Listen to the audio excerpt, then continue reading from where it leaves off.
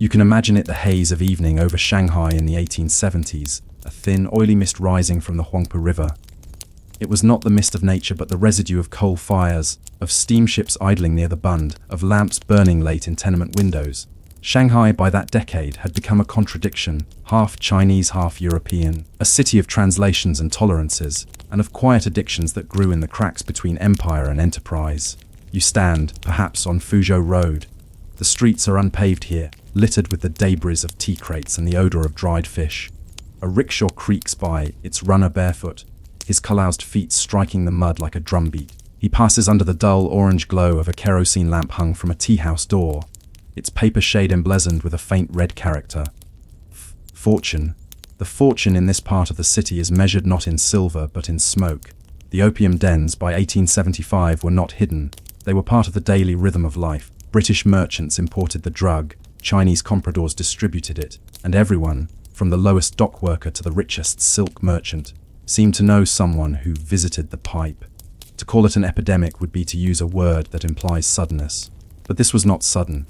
This was slow, meticulous ruin, an empire unwinding in slow motion, its threads fraying not in war but in routine. Inside one such den on Rue du Consulat, the air hung thick. The customers lay half, propped on wooden couches, their faces glistening faintly in the lamplight. They did not speak much. The soundscape was hushed, the faint clink of the pipe bowl being tapped, the crackle of a match, the sigh of breath drawn in and released. The owners called their regulars painted ladies, though many were not women at all. The term came from the thin layer of ash, coloured residue that clung to the skin, a false pallor, a painted quietude. It was a kind of aesthetic in ruin, a way to look fragile, detached, nearly holy. To understand how Shanghai came to this point, you must first understand the strange geometry of colonial trade. After the Treaty of Nanking in 1842, Britain secured not only Hong Kong but the right to trade freely in several Chinese ports. Shanghai was among them, and what followed was not the arrival of civilization, as British newspapers claimed, but the arrival of accountants, insurers, and customs clerks. Trade needed records, records needed clerks, and clerks needed something to numb their days. The opium economy grew in the same pattern as modern bureaucracy, slowly, predictably, and with paperwork. At first, opium had been a luxury. Imported in chests from India, its reddish-brown resin was expensive, handled by middlemen who understood its value. But by the 1870s, the drug had become democratized. Factories near the river processed it locally, blending Indian and Yunanese opium into cheaper forms. Street dens sprang up to serve the growing working-class sailors, dockers, prostitutes, and tailors. For a few copper coins, anyone could drift for an hour into that other world, a place where time did not advance and worries dissolved into smoke. And yet, the dens were not dens of pleasure, not really. The customers did not laugh or sing. They murmured, they coughed, they waited. Many came to escape not suffering but monotony. For the dock workers, life was measured by tides; for the tailors, by the number of stitches before dusk. There was little to look forward to, and so the slow burning of opium felt like a way to stretch time, to make each hour feel equal. The British observer John Liddell, writing in 1873, noted dryly in his medical report, "The Chinese opium habit is remarkable not for its violence, but for its civility." That civility was deceptive. Behind the appearance of calm, entire families collapsed. The addiction did not destroy quickly, but by erosion. Fathers stopped working full days. Sons inherited the habit, daughters sold jewelry, then themselves. In the French Concession, the painted ladies, both literal and figurative, turned from courtesans into caretakers, tending to sickened patrons who could no longer pay. The dens became clinics for the incurable, and still, the lamps burned quietly into the night. It is here, in these dim rooms, that Shanghai's strange duality lived most vividly. The city was modernizing, telegraph cables, electric lights, foreign banks, but its heart beat in the dark. A British banker could attend a ball at the Astor House one night and visit an opium den the next morning. The divisions between worlds were paper thin. In the official records of the Shanghai Municipal Council, you can still read entries like, confiscated 11 pipes, 7 lamps, 3 O's opium, punishment nominal fine.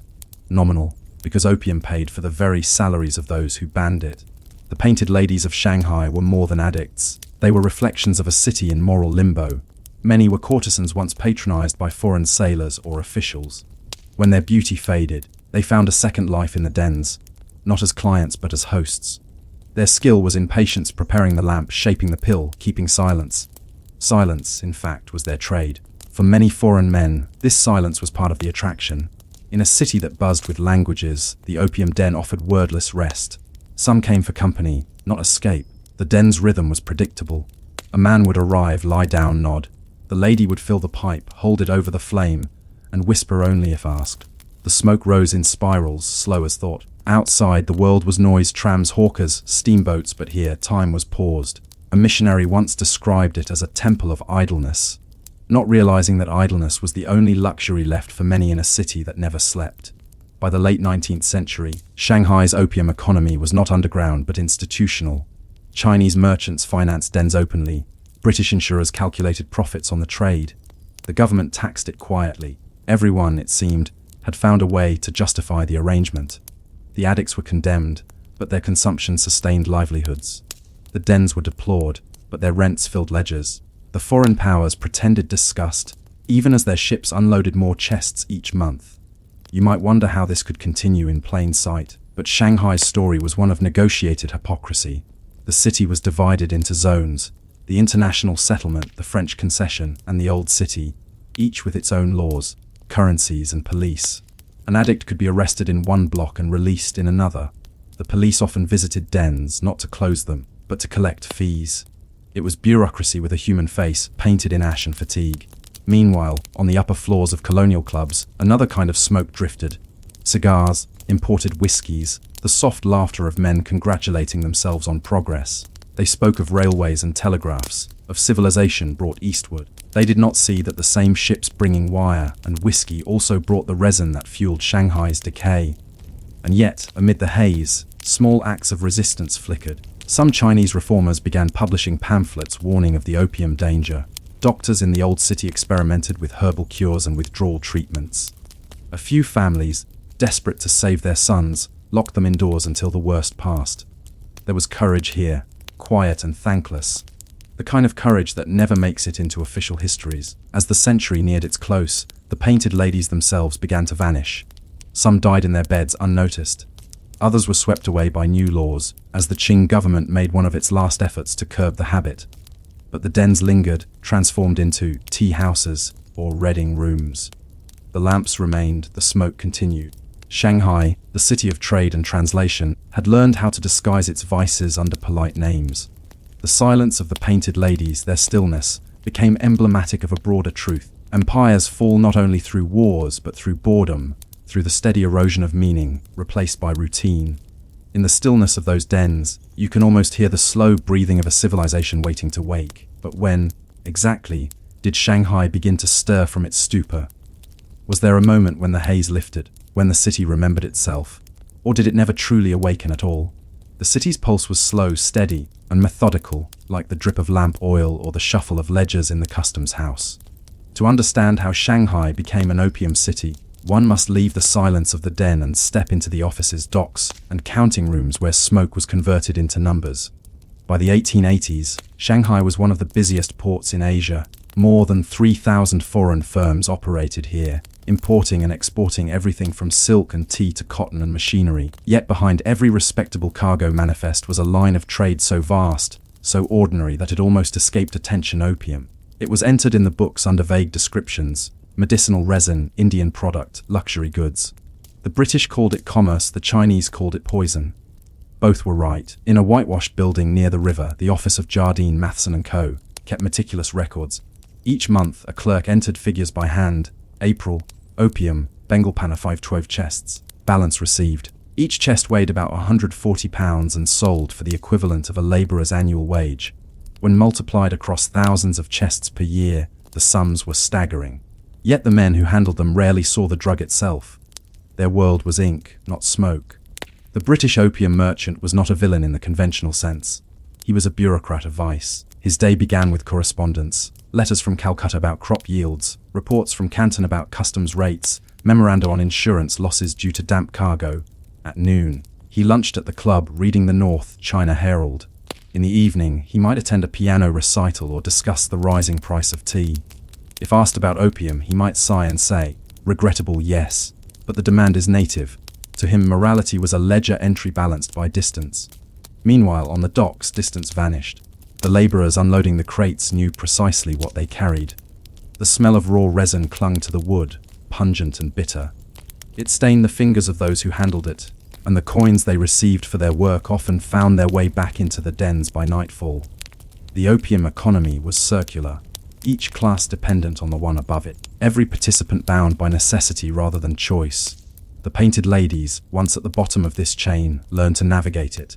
Many came from ruined families, daughters of merchants or scribes who had lost their fortunes to addiction or bad trade. In Shanghai, a woman with beauty and patience could survive, a woman with wit could do more. Some became intermediaries, linking foreign buyers to local suppliers. They learned to keep accounts, negotiate prices, and interpret laws that shifted between jurisdictions. In a city governed by overlapping empires, these women became invisible diplomats of the underworld. One such woman, recorded only as Madame Xi, ran a den near the French Concession. Her establishment was known not for its luxury but for its discipline. She kept precise ledgers, every pipe, every refill, every customer's tab. Foreign sailors frequented her den, as did Chinese officials who dared not be seen elsewhere.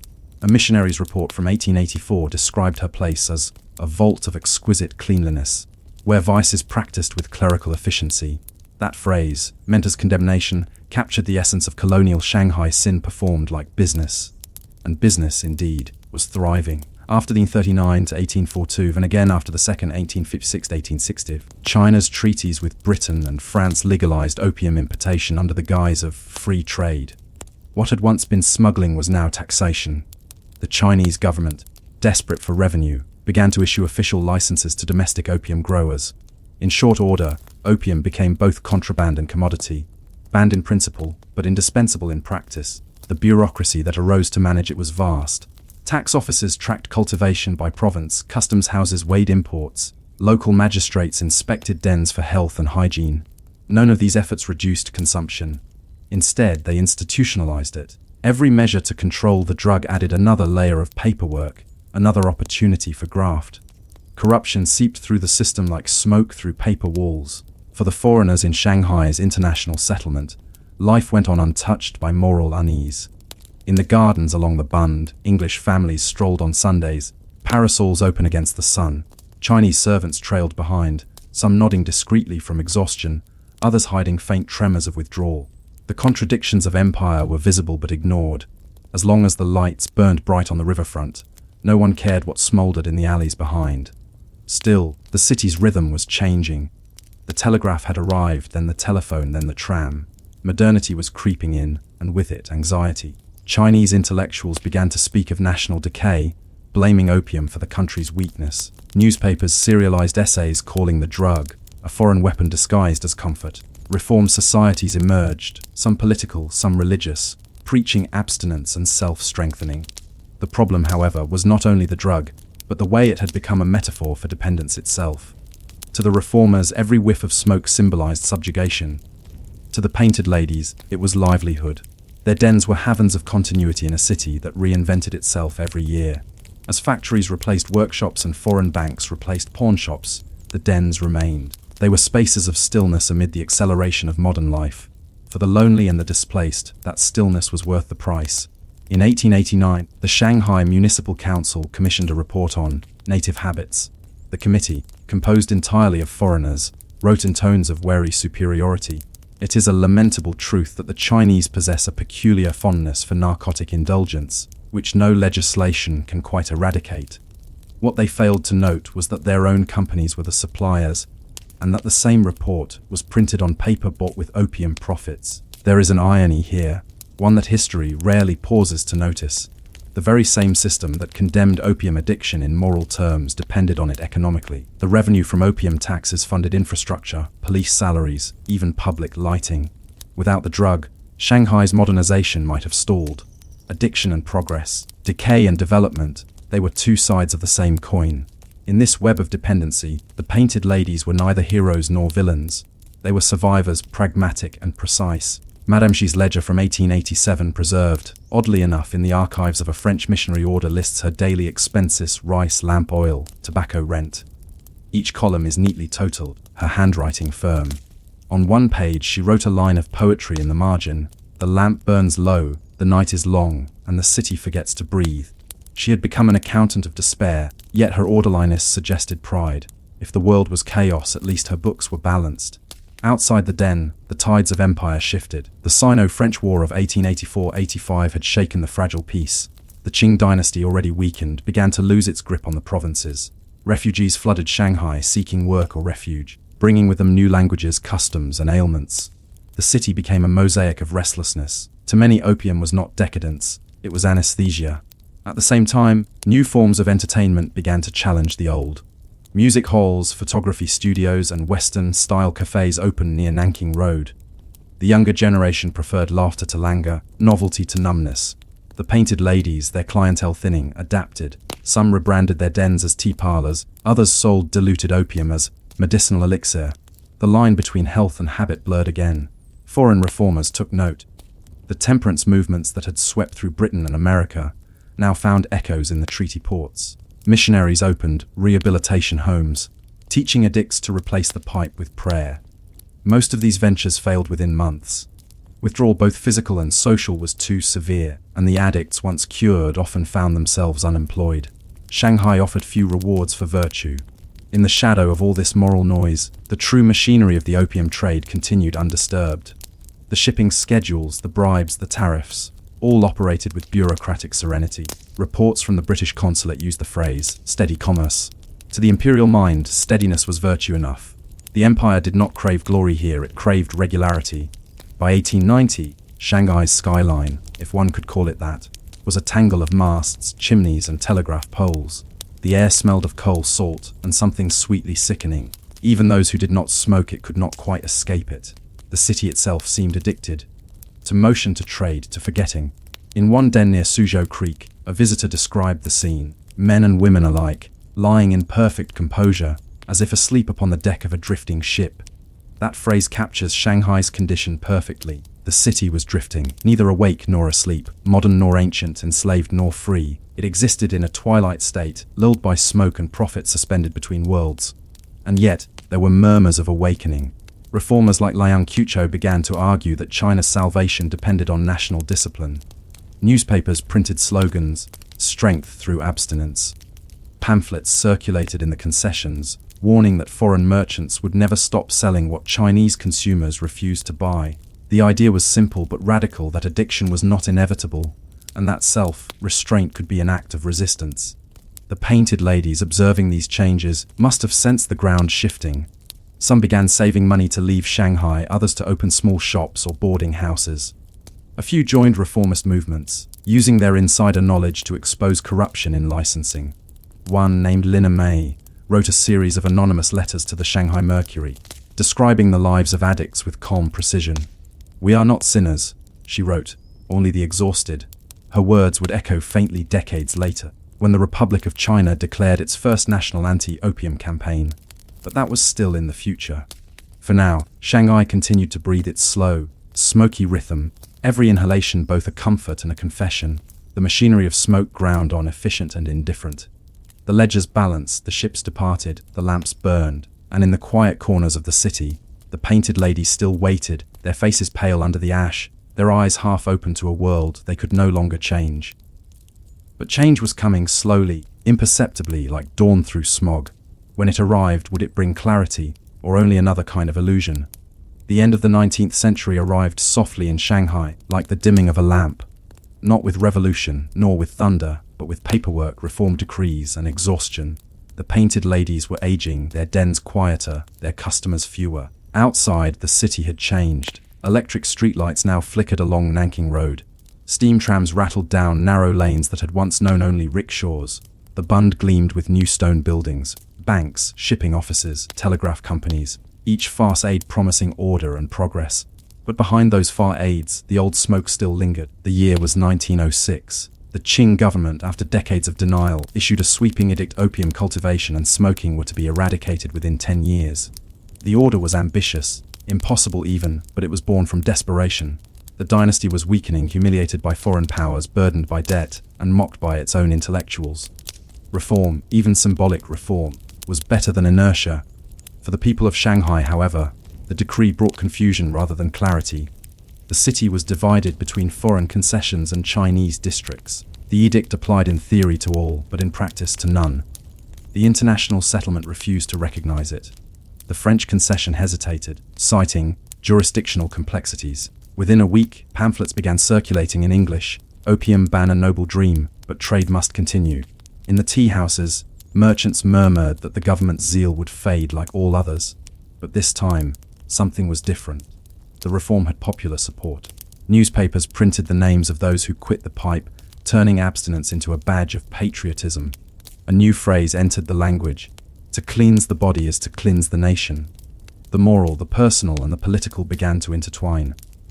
Still, for every reformer, there was a realist. The traders continued their work, now under subtler names: medicinal opium, therapeutic tinctures, customary smoke. The same warehouses filled, the same ledgers tallied, but the labels changed. The empire had always been good at renaming its vices. And what of the Painted Ladies? Many had already faded from the record. Their names disappeared from police lists, their dens shuttered or repurposed. Some became herbalists selling mild sedatives to aging clientele. Others found employment in the new foreign, owned hotels as attendants or maids, jobs that required discretion, patience, and silence, virtues they already possessed.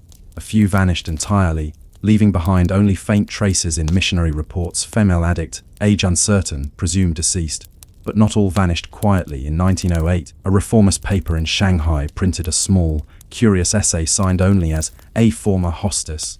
It described the life of a den operator during the height of the trade, the precise rituals of pipe preparation, the bookkeeping, the loneliness. "We were told we ruined men," she wrote. "Yet they arrived ruined. We only gave them company." The essay caused a brief stir among the expatriate press, who debated whether it was authentic or fabricated by a moralist. No one ever discovered the author's identity. Whoever she was, her tone was calm, not confessional. She wrote as though cataloguing an extinct species, herself among them. Meanwhile, Shanghai's reform committees grew. Local doctors experimented with treatments for withdrawal, mixtures of ginseng, tobacco, and morphine. The results were uneven, often fatal, but failure did not stop them. Anti-opium societies formed reading groups and savings clubs. Former smokers met in rented halls, reciting slogans like prayers. Some wore small bronze badges shaped like extinguished lamps. The city, once sedated, began to stir. The change was visible even at night. The smell of opium smoke, once as common as coal dust, began to fade. New scents replaced it: kerosene, perfume, the metallic tang of streetcar wires. The Painted Ladies' lanterns, those fragile paper orbs that once glowed in every alley, grew fewer. A visitor in 1911 noted, "The city seems more awake now, but less forgiving." But that same year the Qing dynasty fell. Revolution swept China, not in a single storm, but in hundreds of small gusts. Warlords rose, provinces declared independence, and the republic was born amid confusion. In the chaos, the opium trade briefly flourished again. Smugglers exploiting the power vacuum, officials turning blind eyes. But Shanghai was no longer the same. The moral landscape had shifted. Addiction was now viewed not as an indulgence, but as a wound. The foreign powers, ever pragmatic, adjusted swiftly. British firms diversified into textiles and shipping. The French banks invested in tramlines and utilities. Opium was quietly phased out of respectable ledgers. What had once been open trade became whisper. The last great opium house of the French Concession closed in 1919, its lacquered beds sold at auction to a theatre company. The room where men had once dreamed away their lives became a stage set for modern dramas.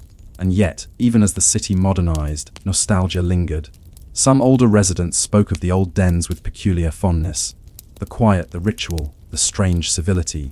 In a city now filled with honking automobiles and political slogans, that stillness had its charm. Memory can be merciful, it softens even the ugliest things. One British journalist, writing in 1923, described visiting the ruins of a former opium den near the river. The walls are stained with smoke, the floor warped by damp. Yet in the corner stands a single lamp, untouched, its glass cloudy but intact. I could not help lighting it. The flame flickered once and then went out, as though the room exhaled. He called his piece "The Fading Light," and the title lingered. It captured something that everyone in Shanghai felt but rarely said, that the city was losing not just its vices, but its sense of timelessness. For the women who had once been the Painted Ladies, the new world offered little space. Some were too old to adapt, others too haunted. A few, remarkably, survived into the 1930s, living in quiet boarding houses in Hongkou or Pudong, selling tea or sewing clothes. When interviewed by social workers, they spoke softly of their pasts, with neither shame nor pride. One remarked, "We watched men disappear like smoke. We knew it would happen to us too. But then, opium itself was in retreat, replaced by morphine, heroin, and the new pharmacological languages of the West. Addiction had become medicalized, stripped of its rituals, reduced to diagnosis codes. The old dens, with their carved beds and bamboo pipes, seemed almost quaint by comparison. What had once been a moral crisis was now a social statistic. But the true legacy of the opium age was not chemical, it was psychological. The habit of forgetting, the rhythm of numbing, had seeped into Shanghai's soul. The city learned to compartmentalize, to celebrate progress while ignoring pain, to admire its skyline while erasing its shadows. Even today, in some of the restored colonial buildings along the Bund, you can still detect faint burn marks near the floorboards, where pipes once rested, where smoke once curled. History, like addiction, leaves residues. If you walk through the French Concession on a humid evening, you may notice how the light pools under the old trees, how the air still smells faintly of oil and jasmine. It's easy to imagine a figure sitting by a window, a woman in faded silk, her face calm, her gaze unfocused, listening to the hum of the modern city she never lived to see. The lamps have changed, the smoke is gone, but the silence remains. Shanghai's story did not end with its reforms. The city became a new kind of empire, of commerce, cinema, and spectacle. But beneath the neon and the noise, the old ghosts lingered, not to haunt, but to remind. The painted ladies, in their stillness, had witnessed the hinge of an age. When empire turned into economy, when indulgence became discipline, when forgetting became survival, one wonders what they would make of Shanghai now. The financial towers, the luxury malls, the sanitized museums of colonial charm. Perhaps they would recognize the rhythm, the endless striving, the sleeplessness, the quiet bargains made in the name of progress. Perhaps they would smile, faintly, and say that nothing has changed, only the form of the smoke. The last recorded opium den in Shanghai was closed by the communist government in 1950. The report, dry and bureaucratic, reads simply, 1 lamp, 2 pipes, no resistance. A fitting epitaph for an era defined by calm surrender. And yet the memory endures, in literature, in rumor, in the faint perfume of myth that clings to every city that has known both decadence and despair. The painted ladies of Shanghai are gone, their names erased, their ledgers lost, but their legacy remains in the quiet discipline of survival, in the beauty of resignation, and in the dull, persistent truth that history is often written not by conquerors, but by those who endured. They were in the end neither villains nor victims.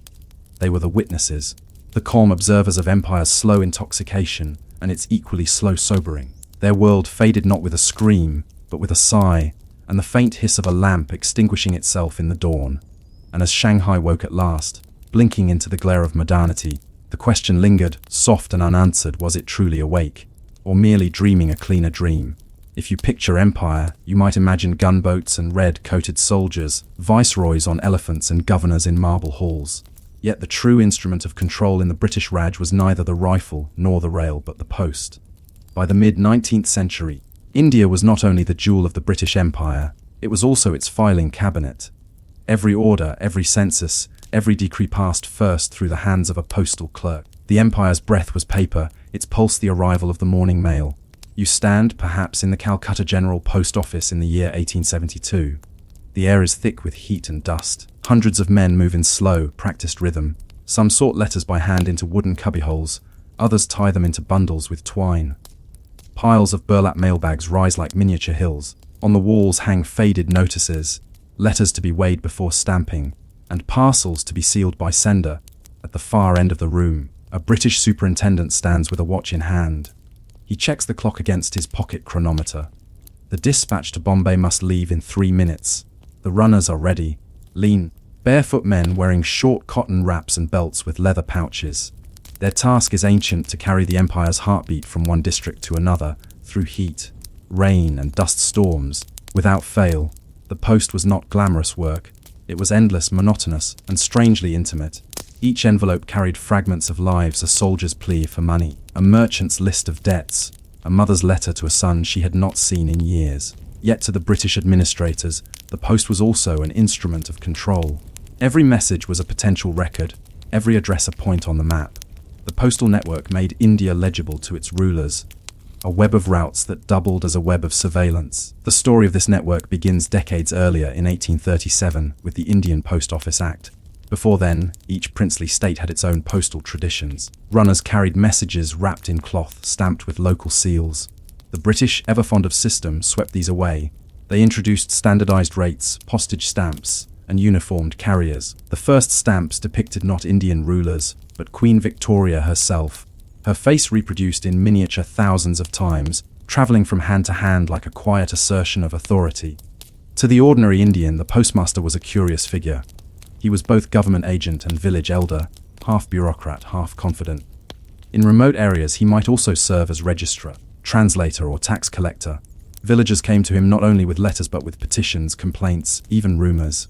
His small wooden desk, usually located inside a thatched hut or roadside shed, became the point where empire met everyday life.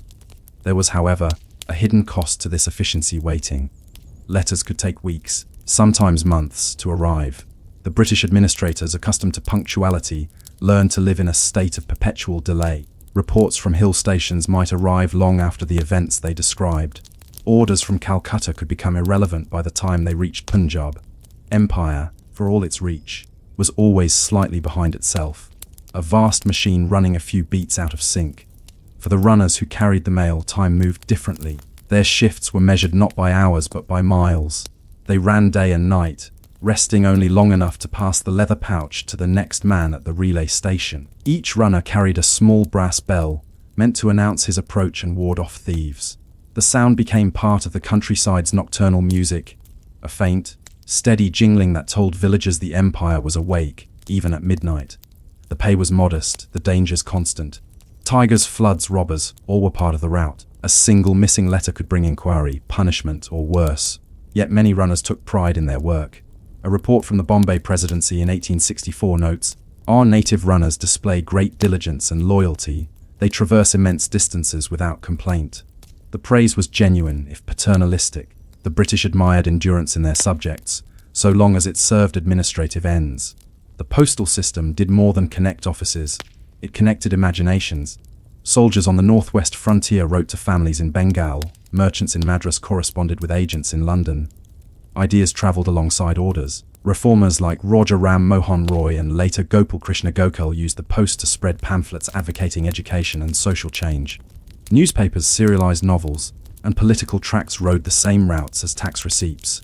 In this way, the post became a paradox, an imperial instrument that also sowed the seeds of dissent. The very system built to unify British rule would one day help unify its opposition. Yet for most people, the post remained stubbornly ordinary.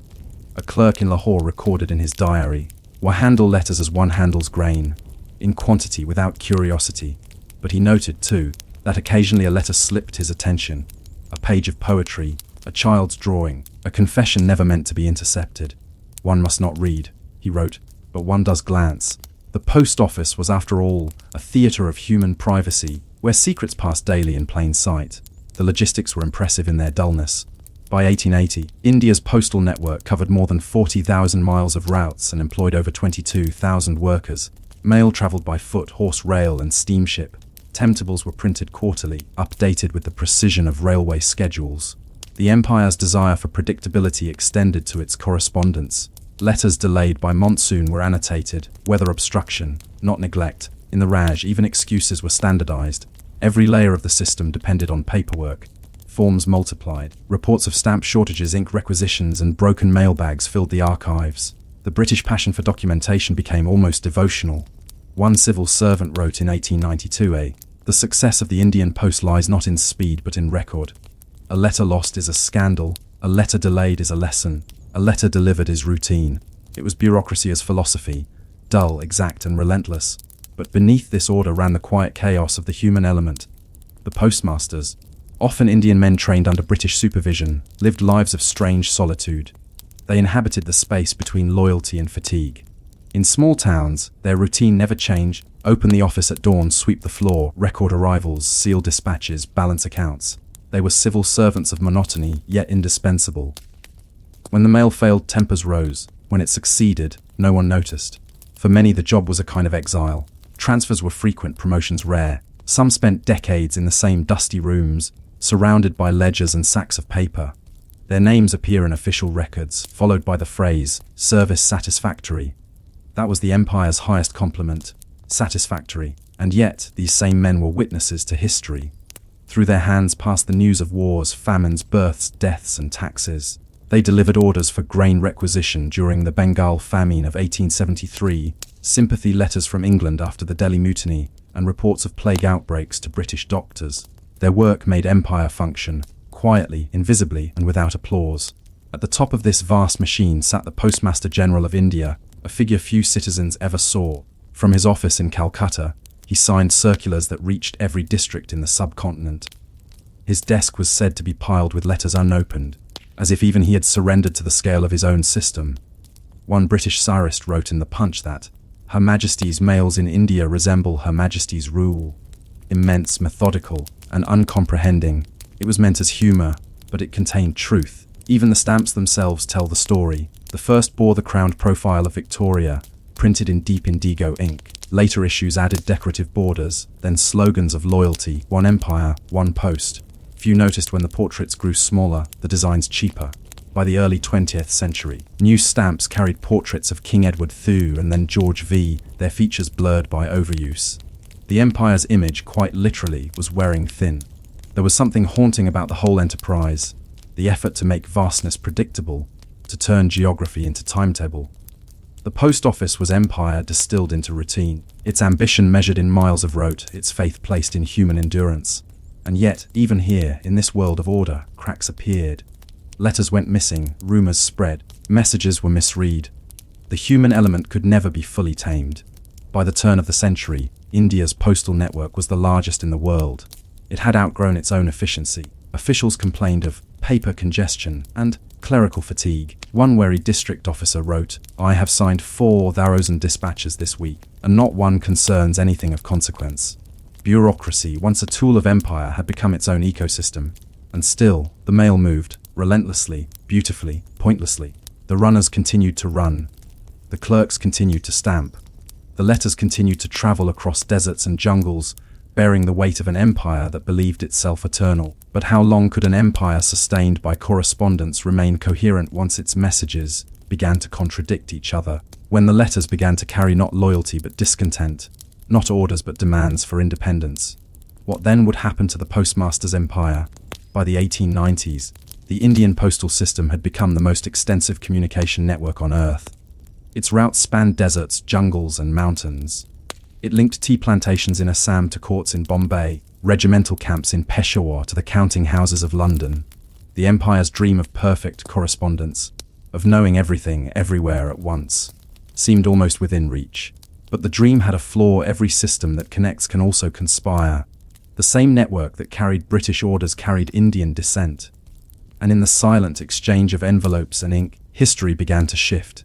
In a dusty post office in Allahabad, a clerk named Govind Prasad handled the morning's mail with routine indifference. It was July 1893, and the monsoon rains had turned the streets into rivers of mud.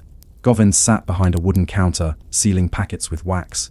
His uniform, khaki, starched but faded, clung to his skin. Among the bundles of government correspondence, one letter stood out. Its envelope bore no seal of office, no official marking. The handwriting was neat but unfamiliar. It was addressed to Babu Lala Ghosh, bookseller, Calcutta. On the back, in faint pencil, was written, "Private. Read and return by trusted hand." Govind had seen such letters before. Since the late 1880s, pamphlets and circulars had begun to circulate quietly through the mail. They spoke of self-rule, of national awakening. Most were harmless enough. Essays, tracts, religious sermons, but the British authorities feared them. To the empire, every leaflet was a spark, every stamp a fuse. And so, even as postal workers like Govind delivered the empire's mail, they also delivered its opposition. The post office had become a silent participant in revolution. To understand this transformation, one must return to the administrative heart of the system, the bureau. If the runners were the body of the post, the clerks were its mind. Their world was one of ledgers, red wax, and rubber stamps. Every letter was logged, every transaction noted, every mistake punished with precision. Bureaucracy was not merely a method, it was a culture. The British civil service in India prided itself on order.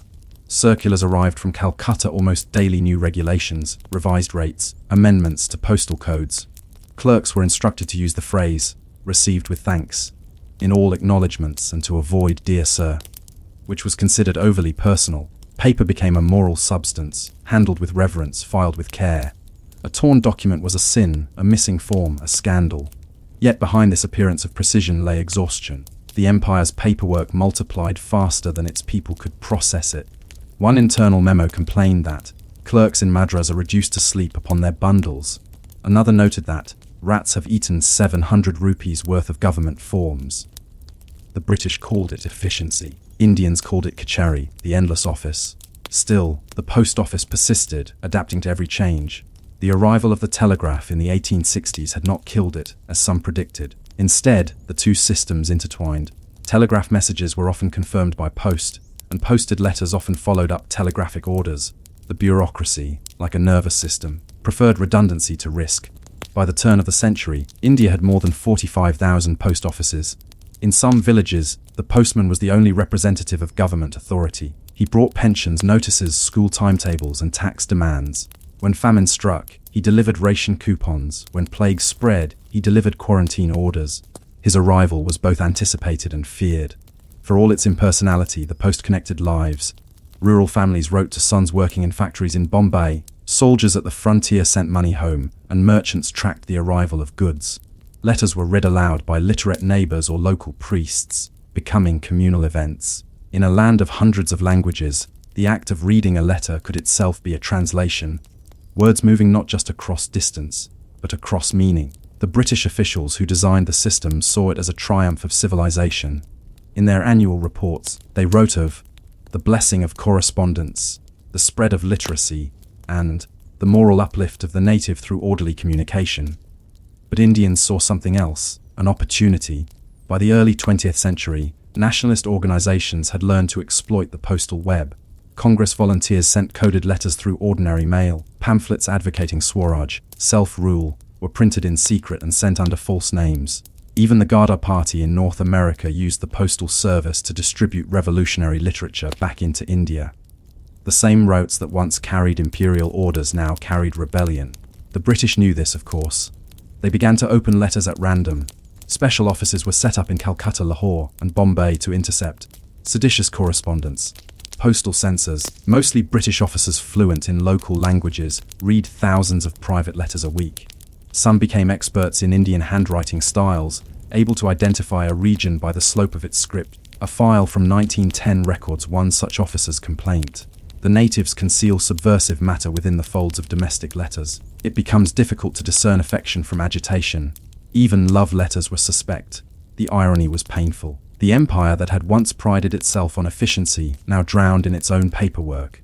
Every attempt to control communication produced more correspondence. Circulars were written to regulate censorship. Reports were written to summarize the circulars.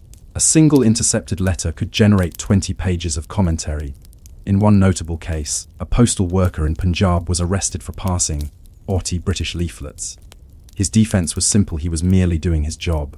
The judge, a British magistrate, remarked dryly, "That is precisely the difficulty. The empire cannot function without men who obey orders, nor survive men who obey them too literally." The post office, in short, had become the empire's paradox. The machine that held it together was also helping to pull it apart. And still, the human rhythm continued.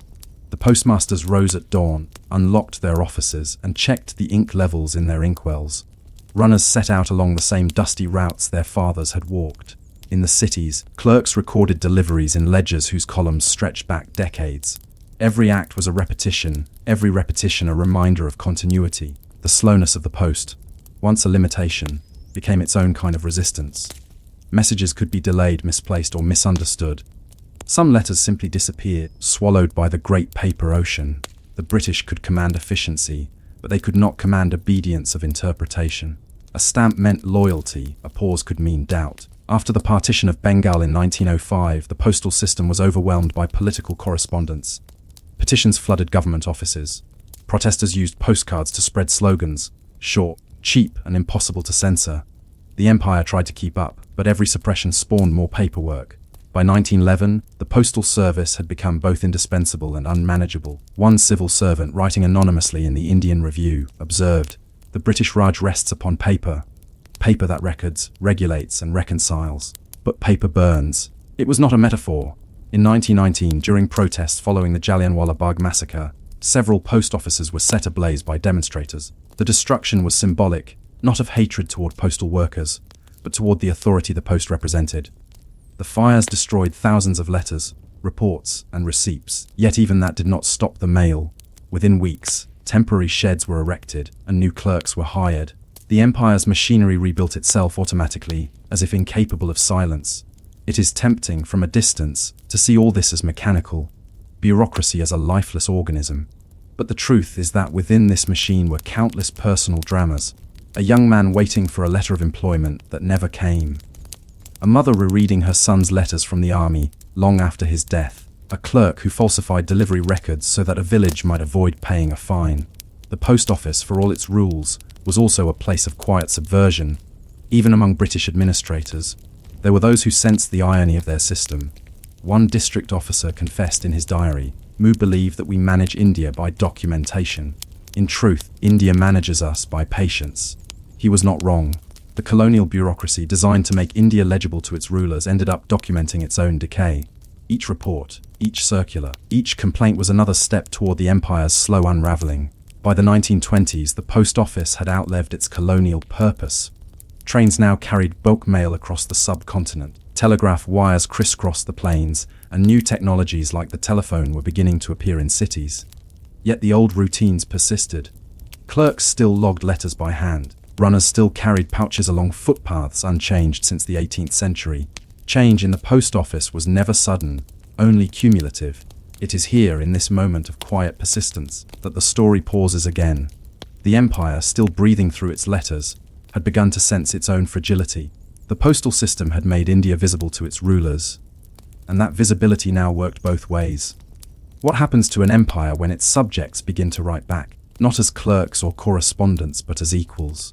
When the ink of obedience begins to turn into the ink of independence, how does the postmaster's empire respond? The empire did not end with an explosion, it ended with paperwork. In August of 1947, as the British prepared to leave India, the great postal network that had bound the Raj together found itself overwhelmed not by letters of loyalty or rebellion, but by confusion.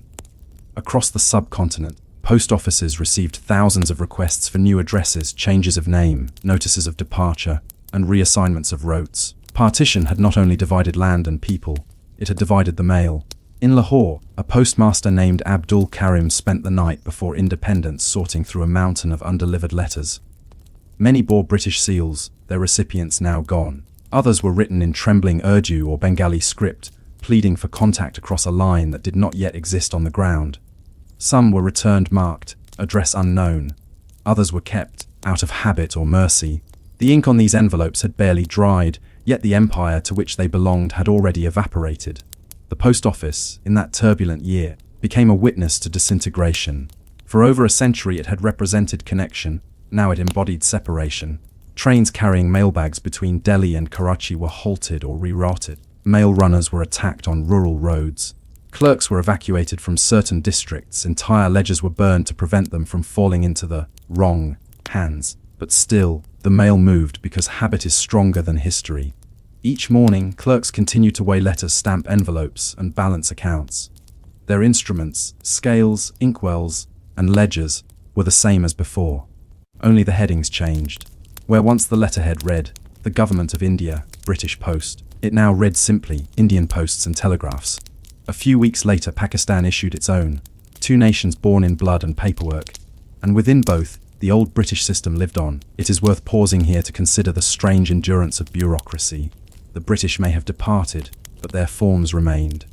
The filing cabinet stayed, the timetables persisted, the regulations continued to dictate how to fold a telegram, how to cancel a stamp, how to fill out an application for postage refund. The empire's ghost survived not in palaces, but in post offices. In Delhi, a senior clerk remarked to a journalist in 1948, "Why change the flag above the door? But the rubber stamps are the same. We have simply replaced King Emperor with Government of India." It was meant as irony. It became prophecy. For the new nations, the postal network was both inheritance and burden. It was too vast to replace, too vital to abandon. In India, the first government of Jawaharlal Nehru viewed it as a symbol of continuity, proof that the machinery of civilization could survive the storms of history. Postage stamps now bore images not of kings but of spinning wheels, temples, and the Ashoka lion capital. Yet beneath the new imagery, the old rhythms persisted. Letters still travelled slowly, sometimes absurdly so. An envelope mailed from Patna to Bombay could still take 2 weeks to arrive. Monsoon floods disrupted deliveries, strikes paralysed sorting offices. The bureaucracy had survived, but it had learned nothing new. The clerks, many of whom had served under the British, continued their work with wary professionalism. They recorded each dispatch, each complaint, each missing parcel. Their tone was unchanged, formal, precise, detached. Independence had altered the flag, not the filing. Meanwhile, technology began to shift the world again. The telegraph, once revolutionary, was already fading. Telephones appeared in government offices, and airmail promised to deliver letters. Unprecedented speed. Trains carried postal cars equipped with sorting tables so that mail could be organized in motion. Still, the essence remained the same. The daily ritual of sealing and sending, of trusting that an unseen network would connect lives across distance. In villages, the postman's arrival remained an event.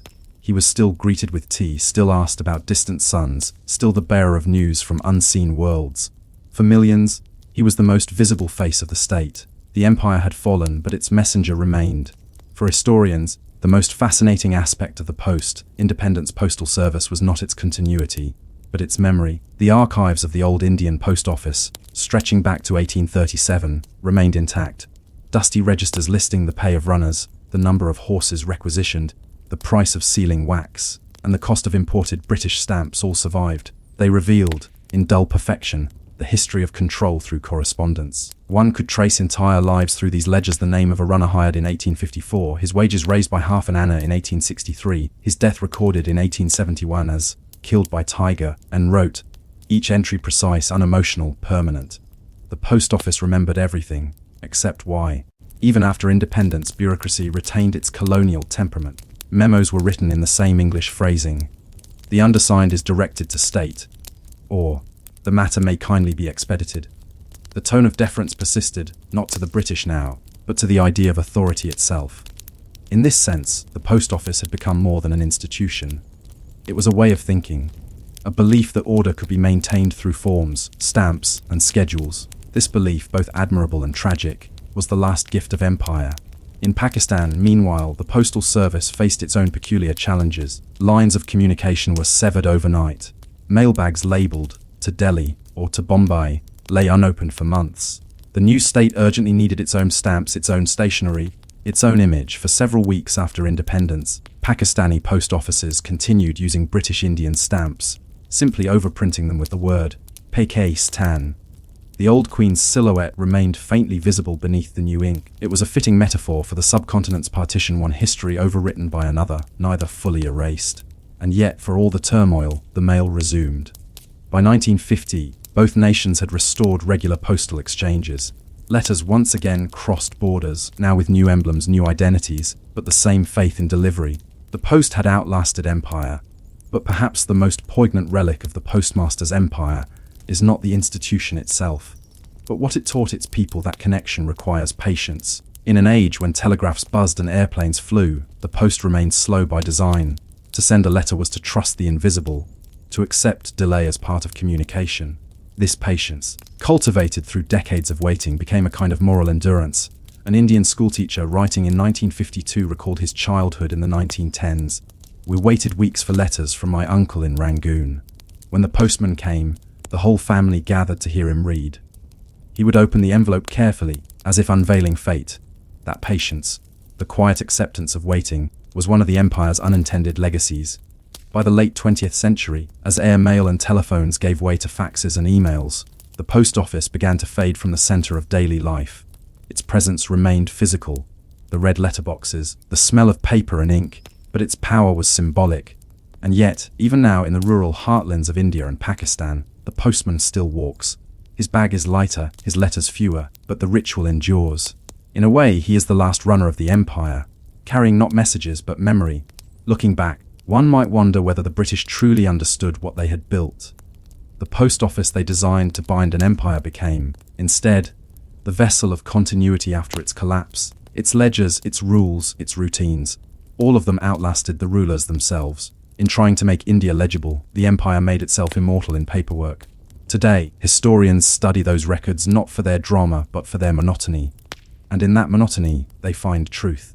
The empire was not sustained by violence or grandeur, but by the daily repetition of small, dull acts: sealing, stamping, signing, and sending.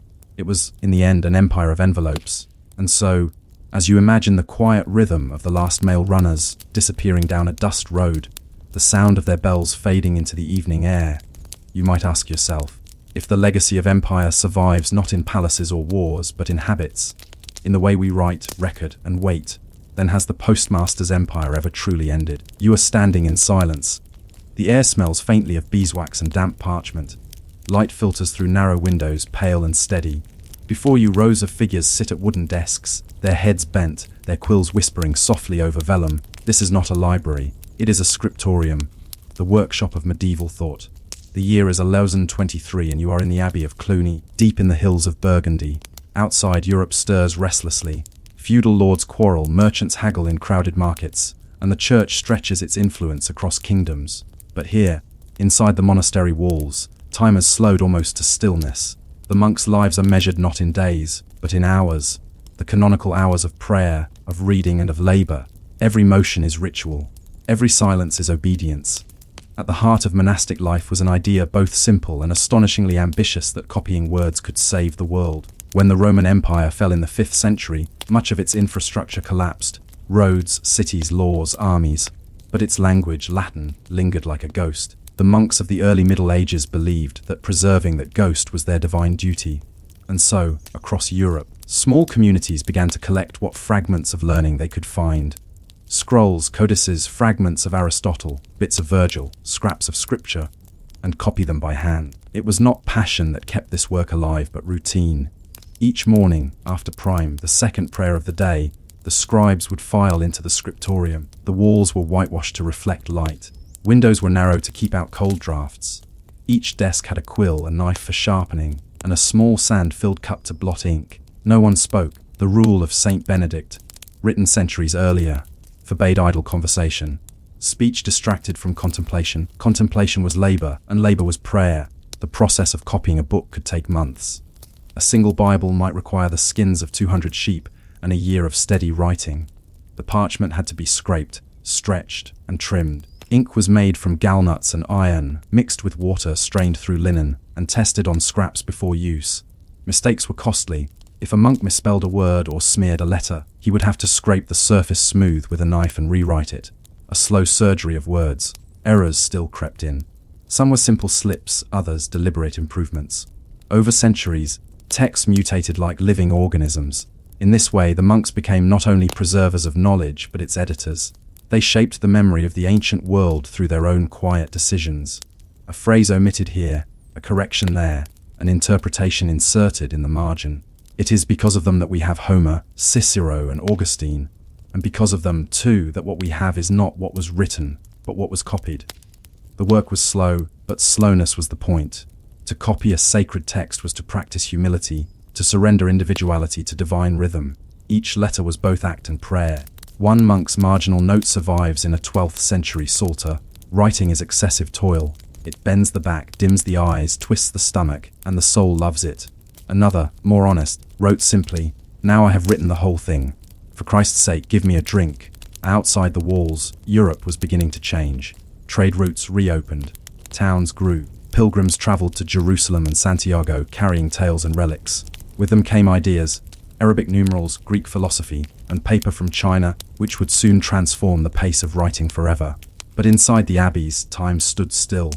The monks continued their ancient routine, reading, chanting, copying, and eating in silence. Their meals were simple bread, lentils, and ale. Their beds were wooden planks. Their recreation, prayer. Yet, for all its austerity, monastic life offered something rare: stability. In a world of feuds and famine, the monastery was predictable. Every day began and ended the same, and it was in that predictability that culture survived. Imagine a monk named Brother Alred. He has spent 15 years in the scriptorium, copying psalters, gospels, and the occasional commentary. His handwriting is neat, his eyesight failing. He knows every letter by feel. He can sense the texture of a word through the movement of his quill. Today he copies a passage from Augustine's Confessions. The ink flows unevenly, the parchment is imperfect. Outside, bells mark the hour of terce. He pauses to stretch his fingers, then murmurs the familiar prayer. Ut in omnibus glorificita Deus, that in all things God may be glorified. He writes not for fame, not for reward, but because he must. His world is made of repetition, and repetition for him is eternity. For historians, the fascination of the scriptorium lies not in its spirituality, but in its ordinariness. These monks were not visionaries, they were bureaucrats of faith. They catalogued manuscripts, cross-referenced texts, and maintained inventories of pigments and parchments. They measured their days by productivity. Some abbeys even kept charts comparing each scribe's speed and accuracy. Yet through this dull devotion, they achieved something miraculous. They saved knowledge itself. When the Renaissance arrived centuries later, scholars found in monastic libraries the words of Plato, Euclid, and Galen. Without the monotony of men like Allard, there would have been no Newton, no Darwin, no Descartes, only silence. Civilization, it turns out, was copied by candlelight. But the work was not without irony. For many monks, the texts they copied were mysteries. Some did not understand the Latin they reproduced. Others copied pagan authors they were forbidden to read. In one margin, a frustrated scribe wrote, "I do not know what this means. May God forgive whoever wrote it."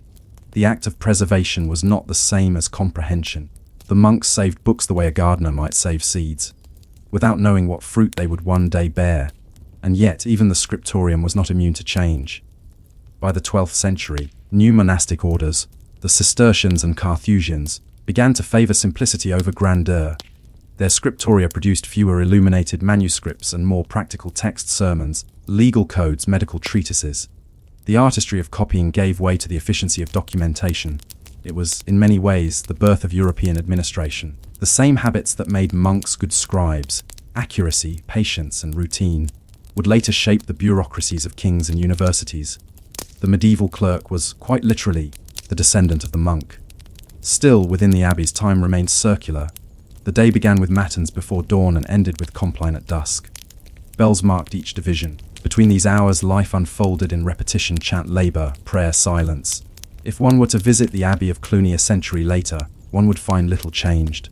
The same benches, the same lamps, the same smell of wax and ink.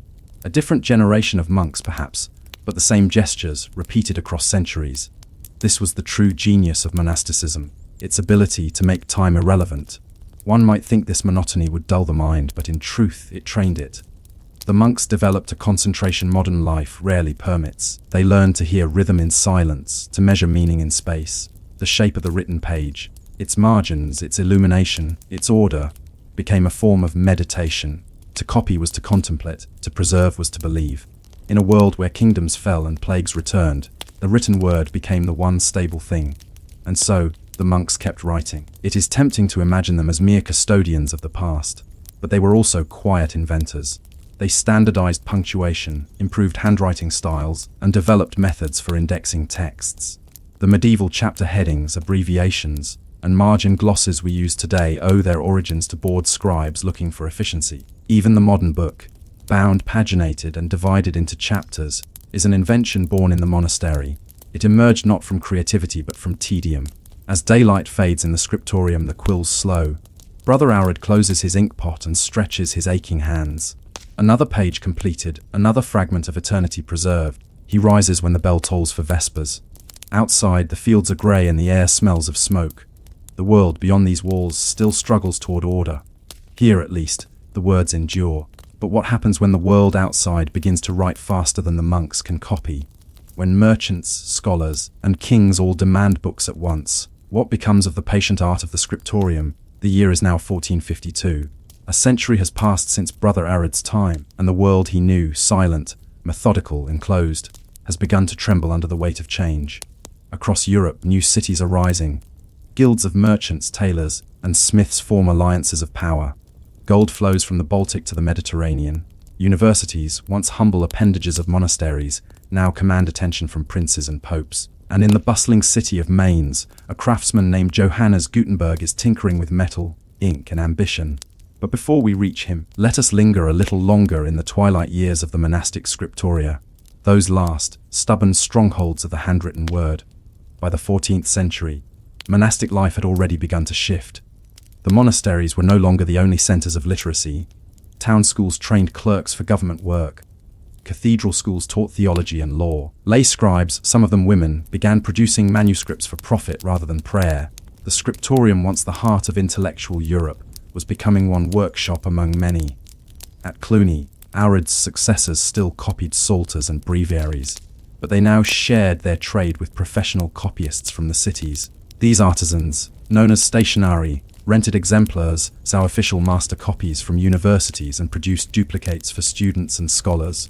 Their work was faster, less spiritual, and often less precise, but it was efficient. Books were no longer solely for monasteries, they were for markets. To meet demand, scriptoria adapted. Instead of one monk copying an entire book from beginning to end, teams of scribes divided the task. Each took a quire, a set of folded sheets, and copied it simultaneously. When finished, the sections were gathered, corrected, and bound. This division of labor, though unremarkable today, was revolutionary. It introduced the idea of production into the sacred act of writing, and with production came profit. Certain abbeys, particularly those near universities in Paris, Bologna, and Oxford, began renting out their scriptoria to secular copyists. The profits were used to fund repairs, vineyards, and in some cases lavish feasts. The old Benedictine ideal of poverty was quietly set aside in favor of sustainability. Even the monks, it seemed, had to keep up with the market, but not everyone approved. The Cistercians, champions of simplicity, viewed such commerce as spiritual decay. In their remote abbeys, they resisted the lure of worldly wealth. They continued to write by candlelight, believing that divine truth could not be rushed. One Cistercian abbot wrote bitterly in 1385, "The world has grown impatient for books, but God is not impatient." His words were already outdated. Europe's appetite for knowledge was growing faster than any scribe could satisfy. Every year brought new students to the universities, new laws to record, new prayers to print, new chronicles to compose. The world was filling with words, and the hands that wrote them could barely keep up. Still, the scriptoria endured, partly out of necessity, partly out of pride. For all their slowness, hand-copied manuscripts were objects of beauty. Their illuminations, the intricate initials, the gold leaf saints, the vines winding through margins, turned each volume into a work of art. Even as demand for cheaper, plain text copies rose, wealthy patrons still commissioned illuminated manuscripts as symbols of status. The more practical books, medical treatises, legal codes, and university texts, were left to the city workshops. But the illuminated psalter or gospel, painstakingly copied by monastic hands, remained a treasure. A single illuminated Bible might take 3 years to complete and cost as much as a small farm. The monks themselves viewed this tension between devotion and production as part of a cosmic balance. To write was to serve God, but also to serve the world. The scriptorium became a bridge between the sacred and the practical. Yet that balance would soon be shattered by a new invention, one born not of prayer, but of mechanical precision. In Mainz, sometime between 1440 and 1450, Johannes Gutenberg perfected a method of reproducing text using movable metal type. It was a technical solution to a theological problem, though Gutenberg himself might not have put it that way.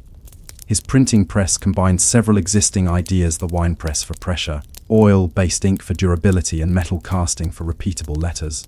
The result was a machine capable of producing hundreds of identical pages in a single day, what a scribe could not match in a month. Gutenberg's goal, ironically, was not mass literacy or human progress. He wanted to print Bibles more efficiently. He saw himself, in some sense, as continuing the work of the monks, spreading God's word. But history rarely follows the intentions of its inventors.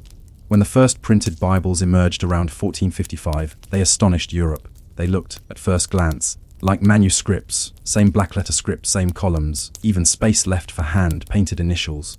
Many buyers did not immediately realize they were not handwritten, but printers knew. And monks, too, soon understood what this meant. Copying by hand, the sacred labor of centuries, was about to vanish. In some abbeys, the response was despair. Records from the Abbey of Subiaco describe scribes refusing to copy after hearing of the new device. One prior lamented that the art of writing dies by degrees. In others, there was resignation. The monks of St. Gall, practical as always, hired printers to reproduce their texts more quickly, then illuminated the printed pages by hand, a compromise between past and future. Within 50 years, the printing press would spread to every major city in Europe. For all its mechanical noise, the printing press was the natural successor to the scriptorium. Both depended on rhythm, repetition, and precision. Both served institutions of faith and knowledge. Yet the difference was profound. The printed page democratized memory. A manuscript was an object of scarcity. One book per monk, one reader per copy. A printed book could exist in hundreds of identical forms, each one a mirror of the next. Knowledge could now circulate beyond monasteries, beyond universities, beyond borders. It was as if the long whisper of the monks had become a chorus. And still, some abbeys refused to yield. At Colonial, the scriptorium continued operating well into the 16th century, even as presses thundered in Paris and Lyon. Its monks copied texts by hand simply because they always had. The act itself had become a tradition, a prayer carved into time. One chronicler described the last generation of scribes there as men who write in silence while the world grows loud. They were, in a sense, writing their own obituaries. But even as the scriptoria faded, their influence endured in subtle ways. The first printers were often trained by scribes. They borrowed the layout conventions of manuscripts, margins, columns, rubrications, and illuminated capitals. The typography of early printed books mimicked the hand of the monk. The term, typeface, itself echoes the individuality of handwriting. Even the notion of proofreading, checking each page against an exemplar, came from monastic correction practices. The habits of centuries could not be erased by a single invention. And so, the transition was not sudden, but gradual. For decades, manuscripts and printed books coexisted. In some collections, they sat side by side on the same shelves, their differences barely visible. If you were to walk through a monastic library in 1500, you might see a monk reading a printed commentary on the Psalms beside a handwritten one copied 2 generations earlier. Both, to him, would be sacred. But to the historian, that moment, that quiet coexistence, marks the threshold of modernity. The printing press would soon bring both chaos and enlightenment, new heresies, new sciences, new nations. The world would become faster, noisier, more connected. But for now, in the fading century of the copyists, there was only the faint echo of quills scratching parchment, and the distant hum of machines beginning to turn. A slow revolution was underway, born not of rebellion, but of routine. The monks had written for God, the printers wrote for everyone. But what happens when words, once sacred and scarce, become cheap and abundant? When anyone, merchant, heretic, or dreamer, can publish their own truth, what becomes of the authority of the monastery, or of the church itself? By the early 16th century, the landscape of literacy was shifting irrevocably. Gutenberg's invention had spread beyond Mainz to Venice, Paris, London, and countless other cities. The printed page, once a novelty, became increasingly common. Monastic scriptoria, the silent engines of Europe's memory, could no longer dominate the flow of knowledge. Yet the scribe's influence remained, not merely in content, but in form, in habit, in the very way Europeans approached texts. Consider the daily life of a European scholar around 1520. He sits at a desk stacked with printed books, their spines labeled with Roman numerals and chapter headings. He consults a commentary on Aristotle, then cross-references a handwritten manuscript copied decades earlier by a monk whose name he will never know. He annotates in margins, underlines passages, and perhaps even illuminates initials with gold leaf. Habits inherited directly from the medieval scriptorium. The physical act of interacting with books still bears the imprint of centuries of monastic practice. Scholars had learned to read slowly, to organize information in columns and margins, to value precision over speed. Without the monks, this mode of engagement might never have taken root. Printing made books plentiful, but not automatic in influence. Literacy was still limited to elites, clergy, merchants, and urban professionals. Yet the accessibility of printed works began to erode the monopoly monasteries had once held over knowledge. Ideas could now circulate beyond cloisters, beyond courts, and beyond the church itself. A pamphlet could reach hundreds, a treatise hundreds of copies, each one a potential spark of curiosity or dissent. And yet, the monks' methods lingered quietly. Early printers copied not only texts but the structure of manuscripts. Columns were retained, rubricated headings preserved, and even space left for illustrations to be added by hand. A printed book was, at first, a hybrid part mechanical, part human labor. The press did not erase the past, it translated it into a new language of replication. In some monasteries, monks grudgingly embraced printing. They used presses to produce copies faster, then added hand-painted decorations to maintain sacred quality. This compromise created a brief era of extraordinary craftsmanship, books that were faster to produce, yet still beautiful, still tactile, still intimate. The transition was generational. The last monks trained exclusively in manuscript copying gradually retired or adapted. By the mid-16th century, the scriptorium's role shifted entirely from copying to curation, from manual production to preservation, cataloging, and commentary. Their work became less about making new copies and more about interpreting existing ones. The silent rhythm of the quill evolved into the careful selection and annotation of texts for a rapidly expanding reading public. The broader social consequences of this transformation were immense. The availability of printed texts facilitated the Reformation, enabled the spread of scientific ideas, and fostered debate that would eventually lead to secular governance, mass education, and the Enlightenment. The slow, deliberate copying of centuries had created an intellectual scaffolding. Printing merely expanded it exponentially. It is worth noting the irony: the painstaking labor of monks had preserved text through centuries of instability, famine, and war. Yet the very abundance created by printing would challenge the authority that the scribes had served. Knowledge became participatory rather than controlled. Europe's intellectual landscape, once defined by scarcity and hierarchy, became defined by accessibility and speed. Monks, who had once controlled access to books through labor and time, saw the monopoly of knowledge dissolve. What they had preserved for God was now available to humanity, sometimes reverently, sometimes irreverently. Yet the legacy of the scriptorium remained, subtly but profoundly. The careful organization of text, the use of rubrics, the annotation of margins, the system of chapters, all of these survived into the printed era. In libraries, catalogues, and archives, we can trace patterns established by medieval scribes.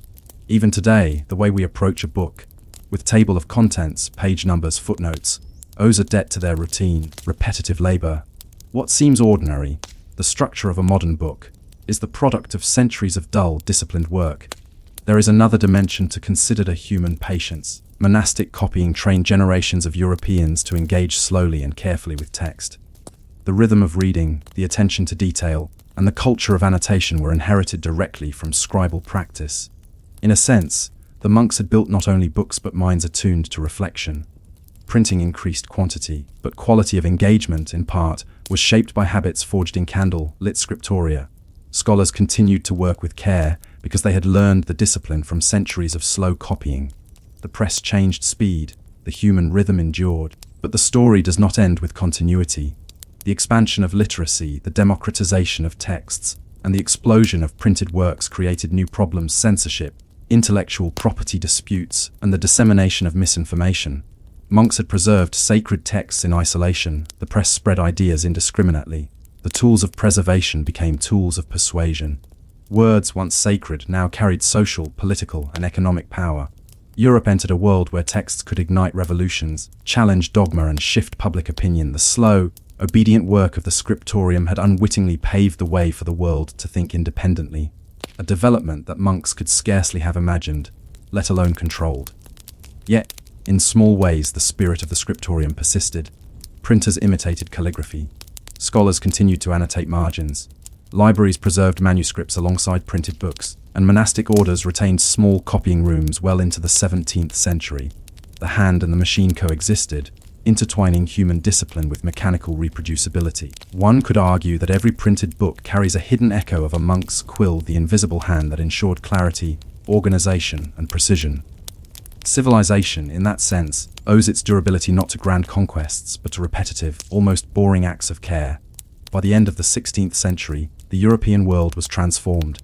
Education spread, universities multiplied, and literacy expanded beyond clergy and nobility. Printed books circulated across continents, reaching scholars, merchants, and eventually common people. The scriptorium's monopoly on knowledge had ended, yet its method, its ethos, and its discipline continued to shape every interaction with text. The quiet devotion of monks had, indirectly, created the foundation for modern thought, a legacy invisible to most readers yet present in every book, every library, every classroom. And so, as you imagine the faint scratching of quills over parchment, the meticulous corrections, the copying of texts by candlelight, you realize history is often preserved not in battlefields or coronations but in monotony, in patience, in repetition. The monks did not know they were shaping the future. They only knew they had a task: to copy, to preserve, to serve. Yet in doing so, they unknowingly prepared the world for a revolution in thought that would outlast kings, empires, and even the presses themselves. In the end, the scriptorium teaches a profound lesson that the seemingly dull acts of daily life, when repeated with care over centuries, can ripple across time to change the world. And as we close the abbey doors and leave the faint smell of ink and beeswax behind, one question remains: if centuries of human patience can preserve knowledge, what might the quiet, repetitive acts we perform today preserve for the future? You are standing on an endless expanse of snow. The wind cuts across your face, sharp and unrelenting.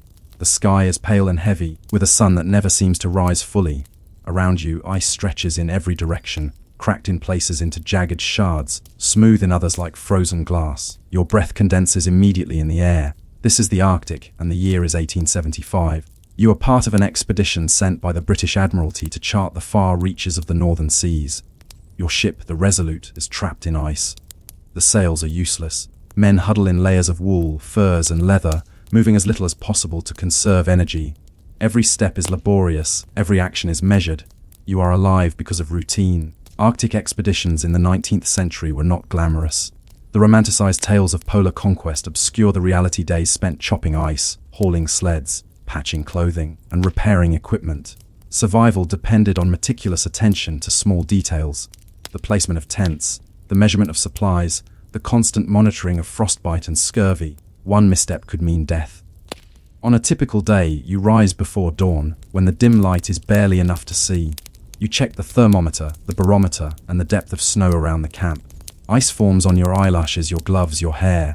You eat a breakfast of hard biscuits, preserved meat, and tea. Nothing is fresh. Fresh food cannot exist here, not in midwinter. After breakfast, work begins. You repair sled runners, patch canvas tents, maintain heating stoves, or measure the thickness of the ice. You record your observations in a journal: air temperature, wind speed, ice drift. Every entry is a small act of science, a tiny victory against the vast, indifferent cold. The human body reacts cruelly to this environment. Fingers become numb despite gloves. Feet develop frostbite despite boots. Teeth chatter involuntarily. Sleep is difficult because of the cold and because the mind is constantly alert to danger. Even rest is measured, calculated. The Arctic is not conquered in grand gestures, it is survived in repetition. Food is both vital and monotonous. Fresh provisions spoil quickly or are impossible to carry. The diet is dominated by preserved meat, ship biscuits, and whatever small catches you can manage: seals, fish, perhaps a stray bird. Scurvy, the slow, creeping killer caused by lack of vitamin C, is ever present. Some expeditions attempted to prevent it with lime juice, but methods were inconsistent and rations ran low. Even with precautions, men suffered. Gums bled, teeth loosened, joints ached. The cold intensified every illness. Survival was a test of endurance, imagination, and stubbornness. Daily tasks also included mapping and observation. You measure latitude and longitude, note ice formations, sketch coastlines, and record meteorological data. The work seems trivial when the wind howls and frost bites, but these measurements would later contribute to scientific knowledge. Maps you produce will be referenced for decades, even centuries. Every monotonous observation is a building block for understanding the Arctic. Each small measurement transforms ignorance into recordable knowledge. Isolation is another enemy. The Arctic offers no social refuge. You are confined to the small company of your crew. Conversations are brief. Disagreements must be muted. Tensions rise easily when men are cold, hungry, and exhausted. Morale becomes as critical as food or clothing. Leaders enforce routines not only to maintain survival, but to stave off despair. Even simple acts: making tea at the same time each day, checking instruments consistently, performing small repairs, provide a psychological anchor. Repetition becomes a lifeline. Clothing is another daily concern. Wool and fur must be layered. Any dampness spells danger. Gloves must be dried carefully, boots checked for cracks. Failure in attention can be fatal. When the cold is relentless, the smallest negligence is punished. It is a world where precision, in cooking, in dressing, in measurement, becomes a form of safety. A dropped tool, an unfastened rope, a miscalculated ration, any of these can snowball into catastrophe. Despite these hardships, moments of observation can be extraordinary. A polar sunrise paints the ice in pinks and oranges. Auroras shimmer across the night sky. The ice itself, with its ever-changing patterns, is mesmerizing, a frozen sea of shapes, textures, and movement. Yet appreciation is tempered by survival. Beauty is a fleeting companion to cold, hunger, and exhaustion. Scientific curiosity drives you onward. Observing animals, charting ice flows, testing instruments, and collecting samples occupies every available moment. Even in misery, the mind clings to purpose. These records, compiled meticulously, will later allow the world to understand the Arctic as more than myth. The logs you write, day after day, are painstakingly precise. They include temperature readings, ice thickness, compass bearings, and distances traveled. A single miscalculation could throw off entire maps. Every measurement, every scribbled note, is a small act of survival for the crew and a larger act of understanding for humanity. Yet nature is unpredictable. Storms arrive without warning. Ice shifts, crushing sleds or threatening ships. Blizzards reduce visibility to a few feet. Ration plans are disrupted, sled dogs tire or freeze.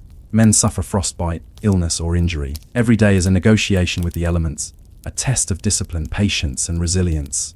Occasionally, morale is lifted by tiny victories: a successful hunt, the sighting of land, the repair of damaged equipment, or the successful navigation through treacherous ice. These small successes are celebrated quietly. A shared cup of tea, a brief note in the journal, a whispered word of encouragement. Routine itself becomes a survival tool. Repeating the same procedures, checking instruments, distributing rations, repairing tents, provides predictability in an unpredictable world. Predictability is comfort. Predictability is life. As winter stretches on, darkness dominates. The Arctic night is nearly eternal. Men spend long periods in dim light, performing monotonous tasks to maintain life: shoveling snow, melting ice for water, repairing clothing, or reading by candlelight. The monotony is broken only by the rare event: a ship sighting, an injured companion, or the faint hope of spring's arrival. Every action, no matter how small or boring, carries weight. The smallest failure can become fatal. By the time spring arrives, the ice begins to thaw. Crews emerge exhausted but alive. Their journals, filled with temperature readings, ice maps, and daily logs, become invaluable records for navigation, science, and understanding the Arctic. They show that survival depended not on heroic feats alone, but on relentless attention to small, repetitive actions: cutting ice, repairing gear, recording measurements, distributing rations. The expedition, though perilous and exhausting, leaves a legacy that is subtle but profound: knowledge, survival techniques, and the first reliable maps of a previously unknown region. And yet, even in the aftermath of success, the Arctic holds mysteries. Icebergs drift unseen, currents shift unpredictably, and storms appear without warning. No journal can fully capture the immensity of the frozen north, nor the vulnerability of those who traverse it. It is a world that demands patience, attention, and endurance. It rewards meticulous labor and punishes negligence. In the cold, monotony is a friend, repetition is survival, observation is both science and life. And so, as the men pack logs and equipment to leave the ice, one question remains: if survival in such an extreme environment depends on routine and attention to detail, what lessons might we apply to the ordinary, quieter dangers and challenges of our daily lives? Winter lingers longer than expected in the Arctic. The landscape seems static at first glance, white, endless, unyielding, yet beneath that apparent stillness lies movement. Ice drifts imperceptibly, pressure ridges form and fracture, currents shift beneath the frozen surface, and the wind carves constantly changing patterns into snow. For explorers, this is both a hazard and a field of study. Survival alone is insufficient. To make progress, to transform mere existence into knowledge, requires meticulous observation and careful record-keeping.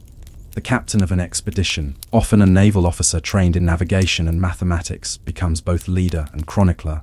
Each day, a log is maintained, latitude and longitude calculated using sextants, barometric readings to predict weather, ice thickness measured by auger or weighted line, sled distances marked by careful pacing or rope calibration. These are not glamorous feats. There are no heroic battles to recount, only numbers, cold, precise, and sometimes maddeningly repetitive. But the logs serve a purpose far beyond their monotony. They are evidence, insurance against error, and guidance for future explorers. A typical day in the field might begin with the routine of the thermometer and barometer. The observer records the temperature at dawn, midday, and dusk, noting wind speed and direction. Ice is tested for stability, sled dogs are checked for health and stamina. Supplies are inventoried meticulously, each item accounted for, weighed, and distributed. One misstep, an overlooked frostbite, a miscounted ration, a poorly maintained sled runner, could cascade into disaster. Precision is life. And yet, this precision is embedded in tasks that, to an outsider, appear mundane: shoveling snow, counting biscuits, weighing lead shot, recording snow depth. The Arctic environment also demands adaptation. Standard naval procedures are often useless.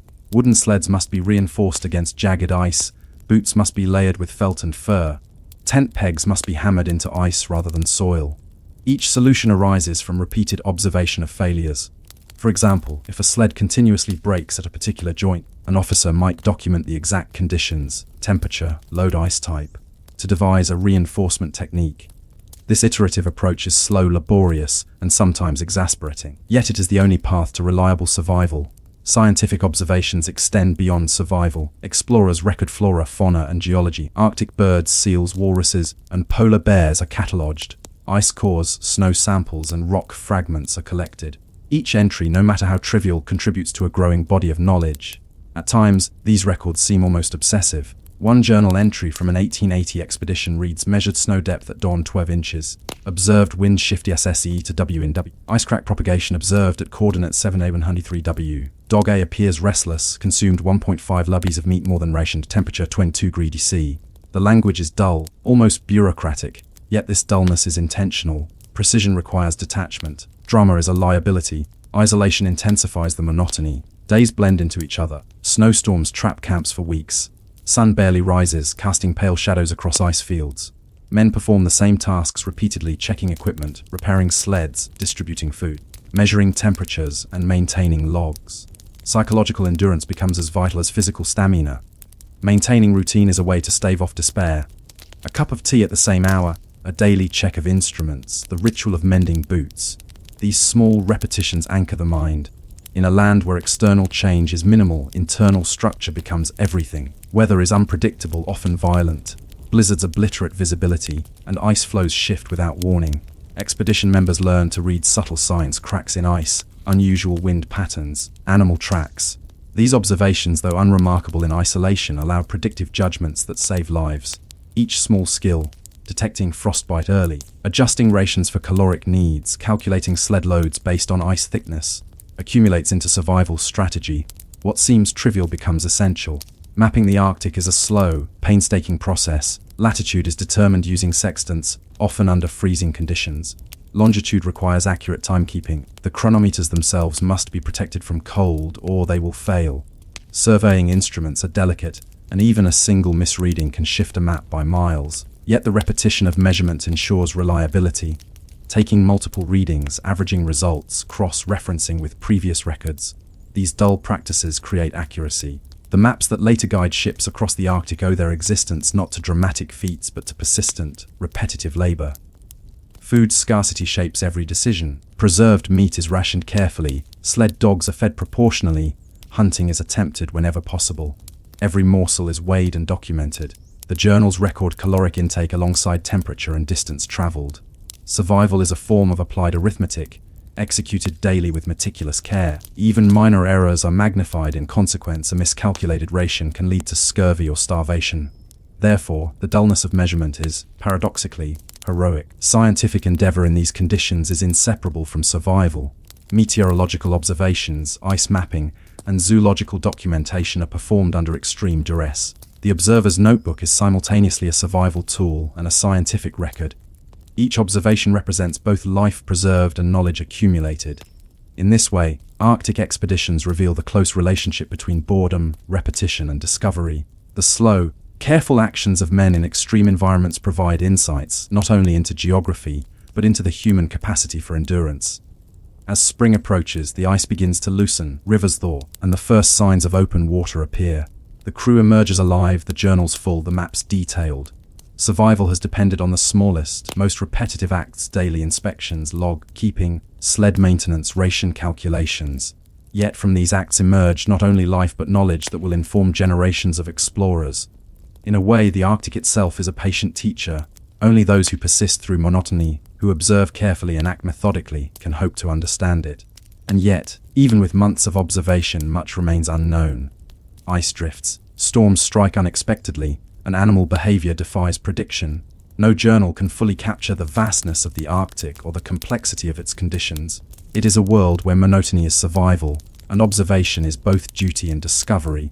The expedition's legacy is subtle but enduring maps that would guide ships for decades, survival strategies adopted by future explorers, and a body of data that would inform scientific understanding of polar climates.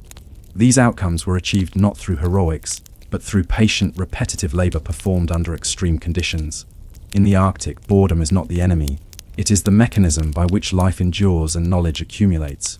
And so, as you imagine men hunched over logs, measuring ice thickness, and recording temperatures day after day, one question lingers. If survival in the harshest environments depends on repetition and meticulous observation, how much might our modern lives benefit from a similar commitment to patience, precision, and the unnoticed routines that sustain us? Spring arrives slow and pale, yet no celebration can erase the toll of the Arctic winter. The crew is exhausted, bodies are emaciated, frostbite has taken its toll, and the persistent cold has left its mark on every muscle and joint. Yet within the fatigue lies a triumph that is almost invisible: survival. The monotony, the repetition, the attention to small, seemingly boring tasks. These have preserved lives and produced knowledge that will endure for generations. The expedition emerges into the thawed landscape with journals brimming with data: ice thickness measurements, latitude and longitude coordinates, sketches of coastlines, notes on animal behavior, and meteorological observations. Every single entry, whether noting a temperature of 22 degrees C or the subtle shift of a wind pattern, is part of a larger mosaic of understanding. Maps are drawn, not from heroic gestures, but from patient accumulation of small, accurate observations. The information is compiled and cross-checked. Triangulation ensures that every charted mile corresponds to reality. This is cartography as endurance, a slow, deliberate accumulation of truth from repetition. The scientific legacy of Arctic expeditions cannot be overstated. By documenting ice drift, wind patterns, and climate conditions, explorers provided the first reliable data for future expeditions. Navigation became safer, predictions more accurate, and the understanding of polar ecology more complete. Ships that would follow in the late 19th and early 20th centuries relied on the meticulous observations of men who had endured months of monotony and cold. Their reward was not glory, but the knowledge that future explorers could survive where they barely did. Human ingenuity also reveals itself in these repetitive acts. Simple adjustments, discovered through trial and error, became critical survival techniques. Layering clothing to trap heat, storing fuel efficiently, designing sleds to withstand ice pressure, or rationing food to prevent scurvy. Each innovation emerged from daily practice, observation, and documentation. There is a quiet brilliance in this. It is not the flash of invention in a laboratory, but the slow, incremental progress born of necessity. Each small adaptation carries the weight of survival, and its consequences ripple far beyond the frozen tundra. The psychological dimension of the Arctic experience is equally instructive. Isolation, monotony, and the perpetual threat of death demand discipline. Maintaining routines, preparing meals at the same time, logging observations, repairing gear, exercising sled dogs, is not only practical but essential for morale. Repetition becomes a lifeline. When a man's world is reduced to snow, ice, and wind, the smallest tasks acquire profound significance. Even something as mundane as checking the condition of a boot or measuring ice thickness becomes a ritual that sustains life. The interplay between monotony and discovery is central to the Arctic legacy. Explorers often recorded minute, repetitive details, temperature readings, daily distances traveled, snow depth, sled weight. Yet these same entries form the foundation of scientific understanding. What seems dull in isolation is, in aggregate, monumental. The Arctic teaches an important lesson. Knowledge is often built not on dramatic moments, but on sustained repetitive effort over time. Some expeditions ended tragically. Men succumbed to frostbite, scurvy, starvation, or misjudged ice. Ships were lost. Entire crews disappeared without a trace. These failures underscore the stakes of the environment. Precision, patience, and repetition were not academic exercises, they were essential survival strategies. The journals of the dead sometimes remain, providing insight and guidance for future generations. Even failure contributes to understanding. The Arctic exacts a brutal pedagogy, and its lessons are preserved in the logs, sketches, and calculations of those who endured, and even those who did not. By the late 19th century, the accumulated knowledge of these expeditions had transformed European understanding of the polar regions. Maps became reliable. Climate patterns could be anticipated. Navigation improved. Scientific study became systematic rather than anecdotal. This transformation was achieved not through single heroic feats, but through the sum of small, repetitive acts: measurement, documentation, observation, and survival under extreme conditions. There is a particular elegance in this method of knowledge building. Each observation is a tiny thread. Together, they weave a detailed tapestry of understanding. Snow depth measurements, sled distances, ice formation notes, seemingly boring details, allow us to reconstruct journeys and conditions with remarkable accuracy. Historians and scientists today rely on these meticulous records. Climate models, studies of polar ecology, and even contemporary expedition planning trace their roots to the patient labor of men who endured monotony for survival. The Arctic also left a cultural legacy. Stories of endurance, patience, and observation became part of the lore of exploration. They influenced future explorers, scientists, and even literature. The quiet heroism of repeated, careful action, chopping ice, measuring snow, recording wind, became emblematic of the human capacity to endure and understand extreme environments. It is a reminder that heroism need not always be dramatic. Sometimes it is quiet, consistent, and unseen. By the time the expedition returns to civilization, the men are physically and mentally altered. They have endured weeks or months of cold, isolation, and monotony. Yet they also carry knowledge that transforms the world: maps, journals, scientific observations. Survival and understanding are intertwined. One cannot exist without the other. The Arctic, in its vast indifference, has taught them that repetition, attention to detail, and endurance are not just survival strategies but instruments of discovery. And so, as the men step onto firmer ground and share their journals, one lesson remains clear. The Arctic does not reward heroics alone. It rewards patience, meticulous observation, and repetitive effort. Knowledge and survival are born not from leaps of genius, but from consistent, disciplined labor in the face of monotony. The frozen north becomes a classroom for humanity, harsh, indifferent, and exacting, where the smallest, most repetitive acts leave the greatest legacy. Even today, the records and maps created in those expeditions continue to guide scientists, explorers, and historians. They demonstrate that ordinary actions, performed under extreme conditions with care and precision, have the power to change understanding and shape the course of discovery.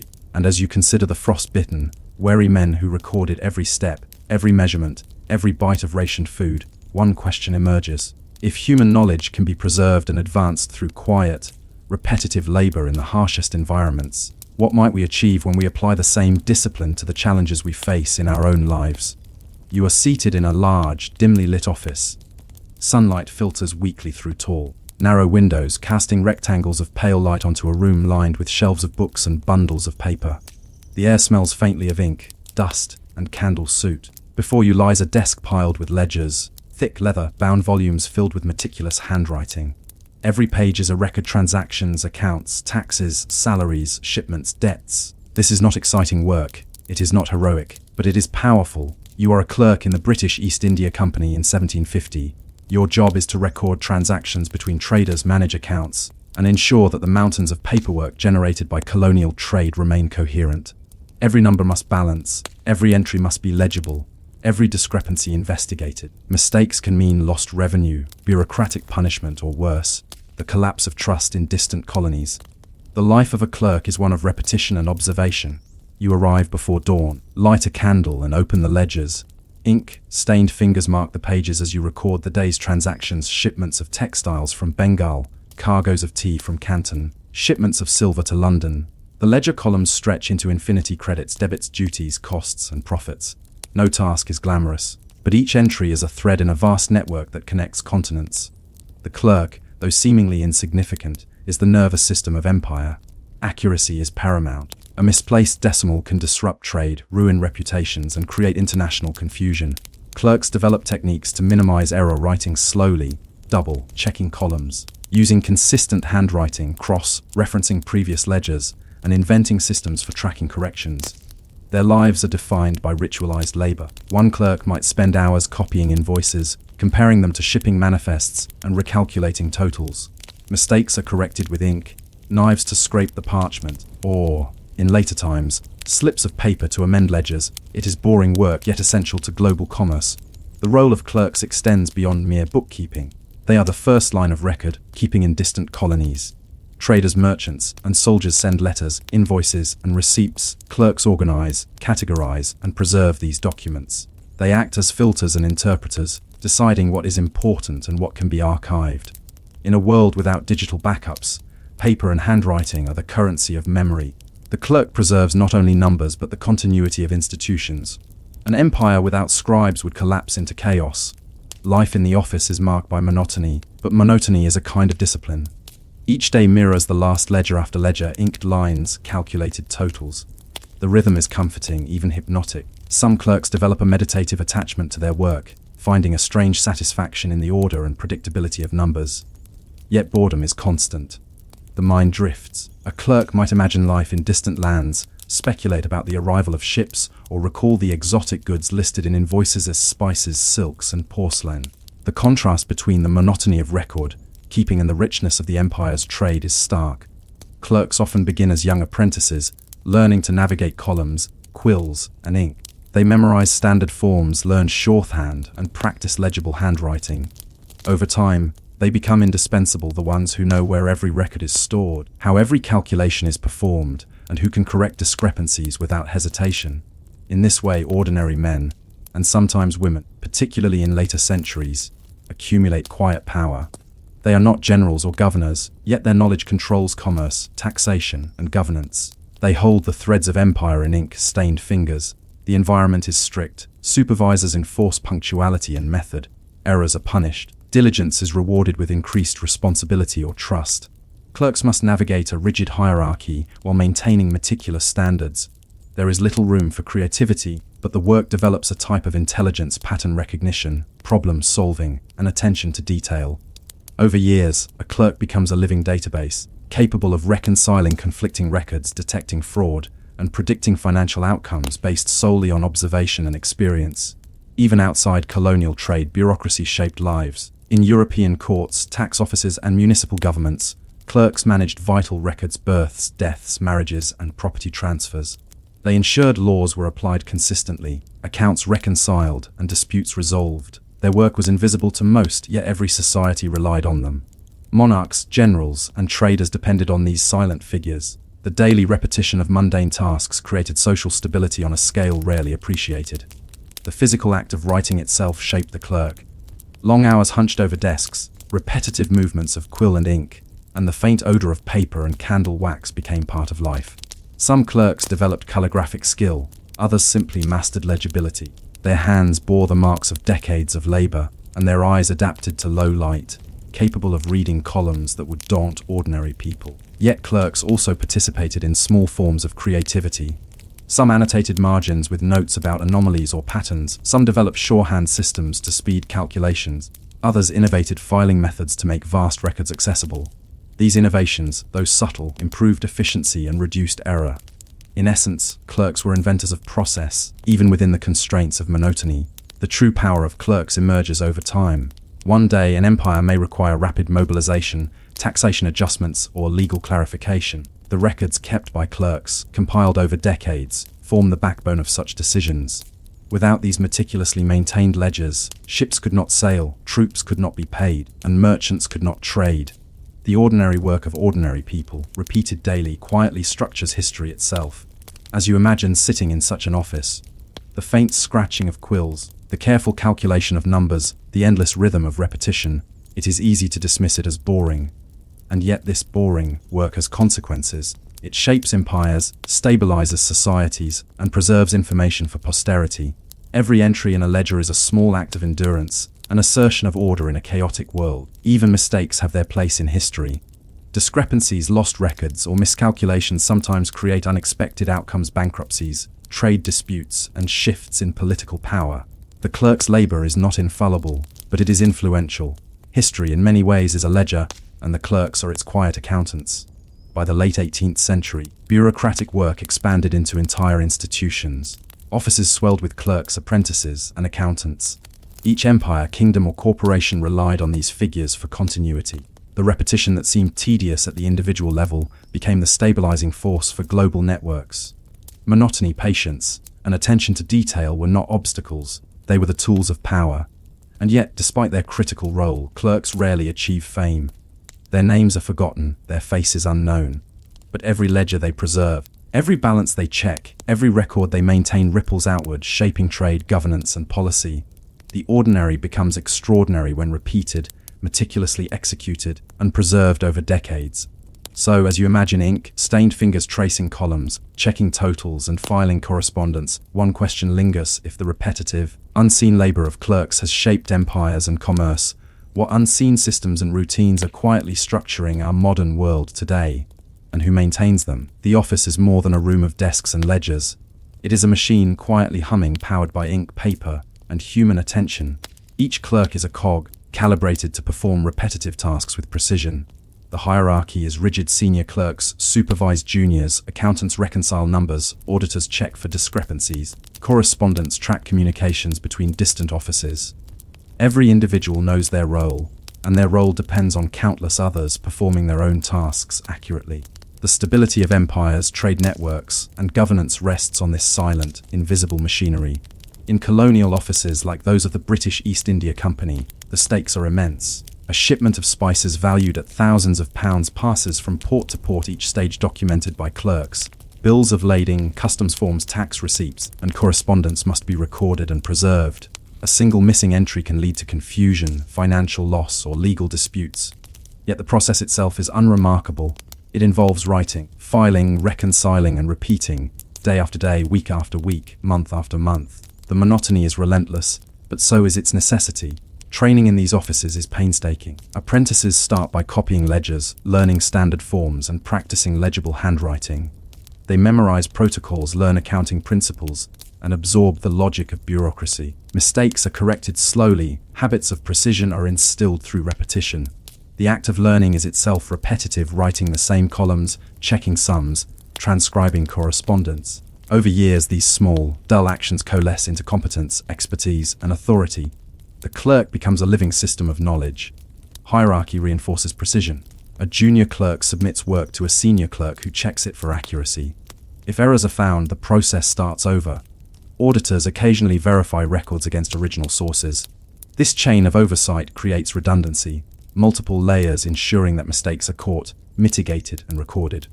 This may seem bureaucratic to the point of absurdity, yet it ensures reliability.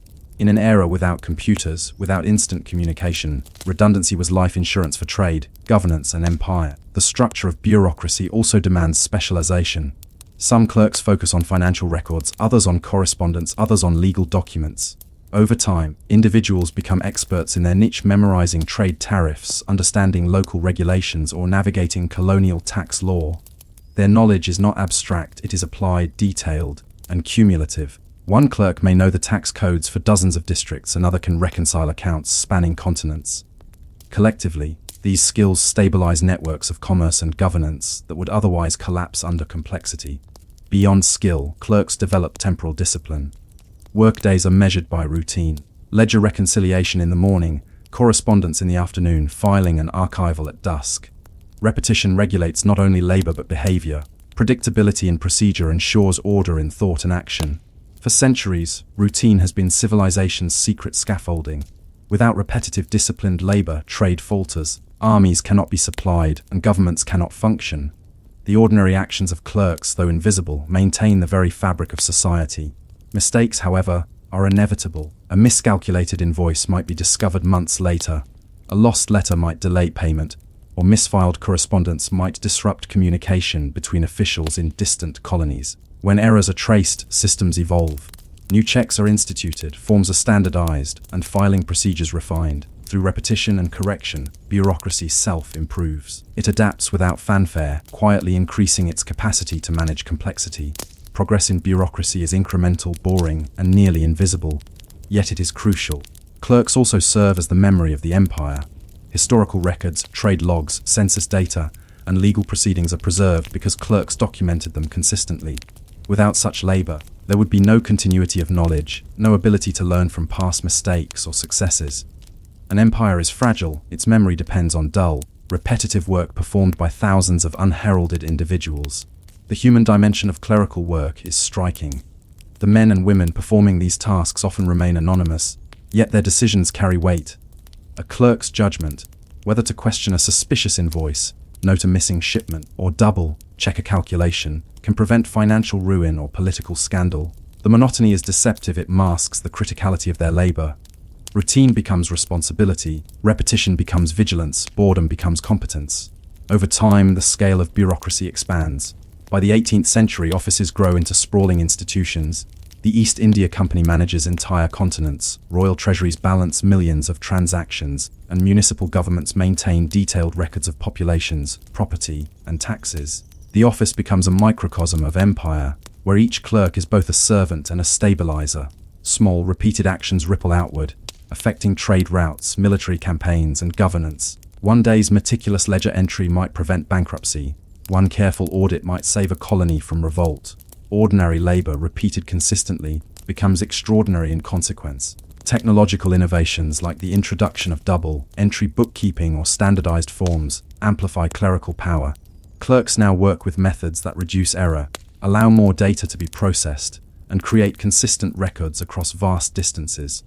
Yet these tools are only as effective as the discipline of the individuals using them. A form is meaningless without the clerk to fill it correctly. A ledger is useless if numbers are copied inaccurately. Technology amplifies the monotony but does not replace it.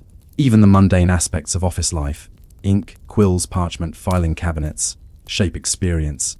The physical environment demands care. Ink spills must be cleaned, ledgers preserved, forms archived.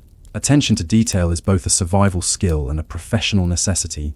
Every aspect of the clerk's routine reinforces habits of precision and discipline. Repetition becomes both method and virtue.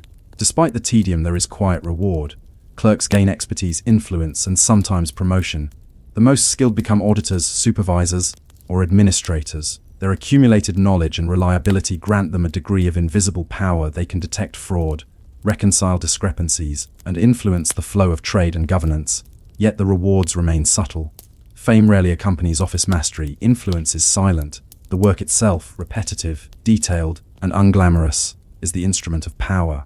As the century progresses, the principles of clerical labor, repetition, observation, meticulous record-keeping, shape the modern state. Civil service systems, corporate accounting departments, and legal administrations all descend from these early offices. The ordinary routines of countless clerks become the blueprint for managing complexity at national and global scales. The hidden labor of the past silently structures the world of the present. And so, as you picture a clerk bent over columns of inked numbers, comparing invoices, reconciling ledgers, and filing correspondence, one question emerges: if the repetition, patience, and meticulous attention of clerks built empires and stabilized societies, what unnoticed routines in our modern lives are quietly sustaining the complex systems we rely on today?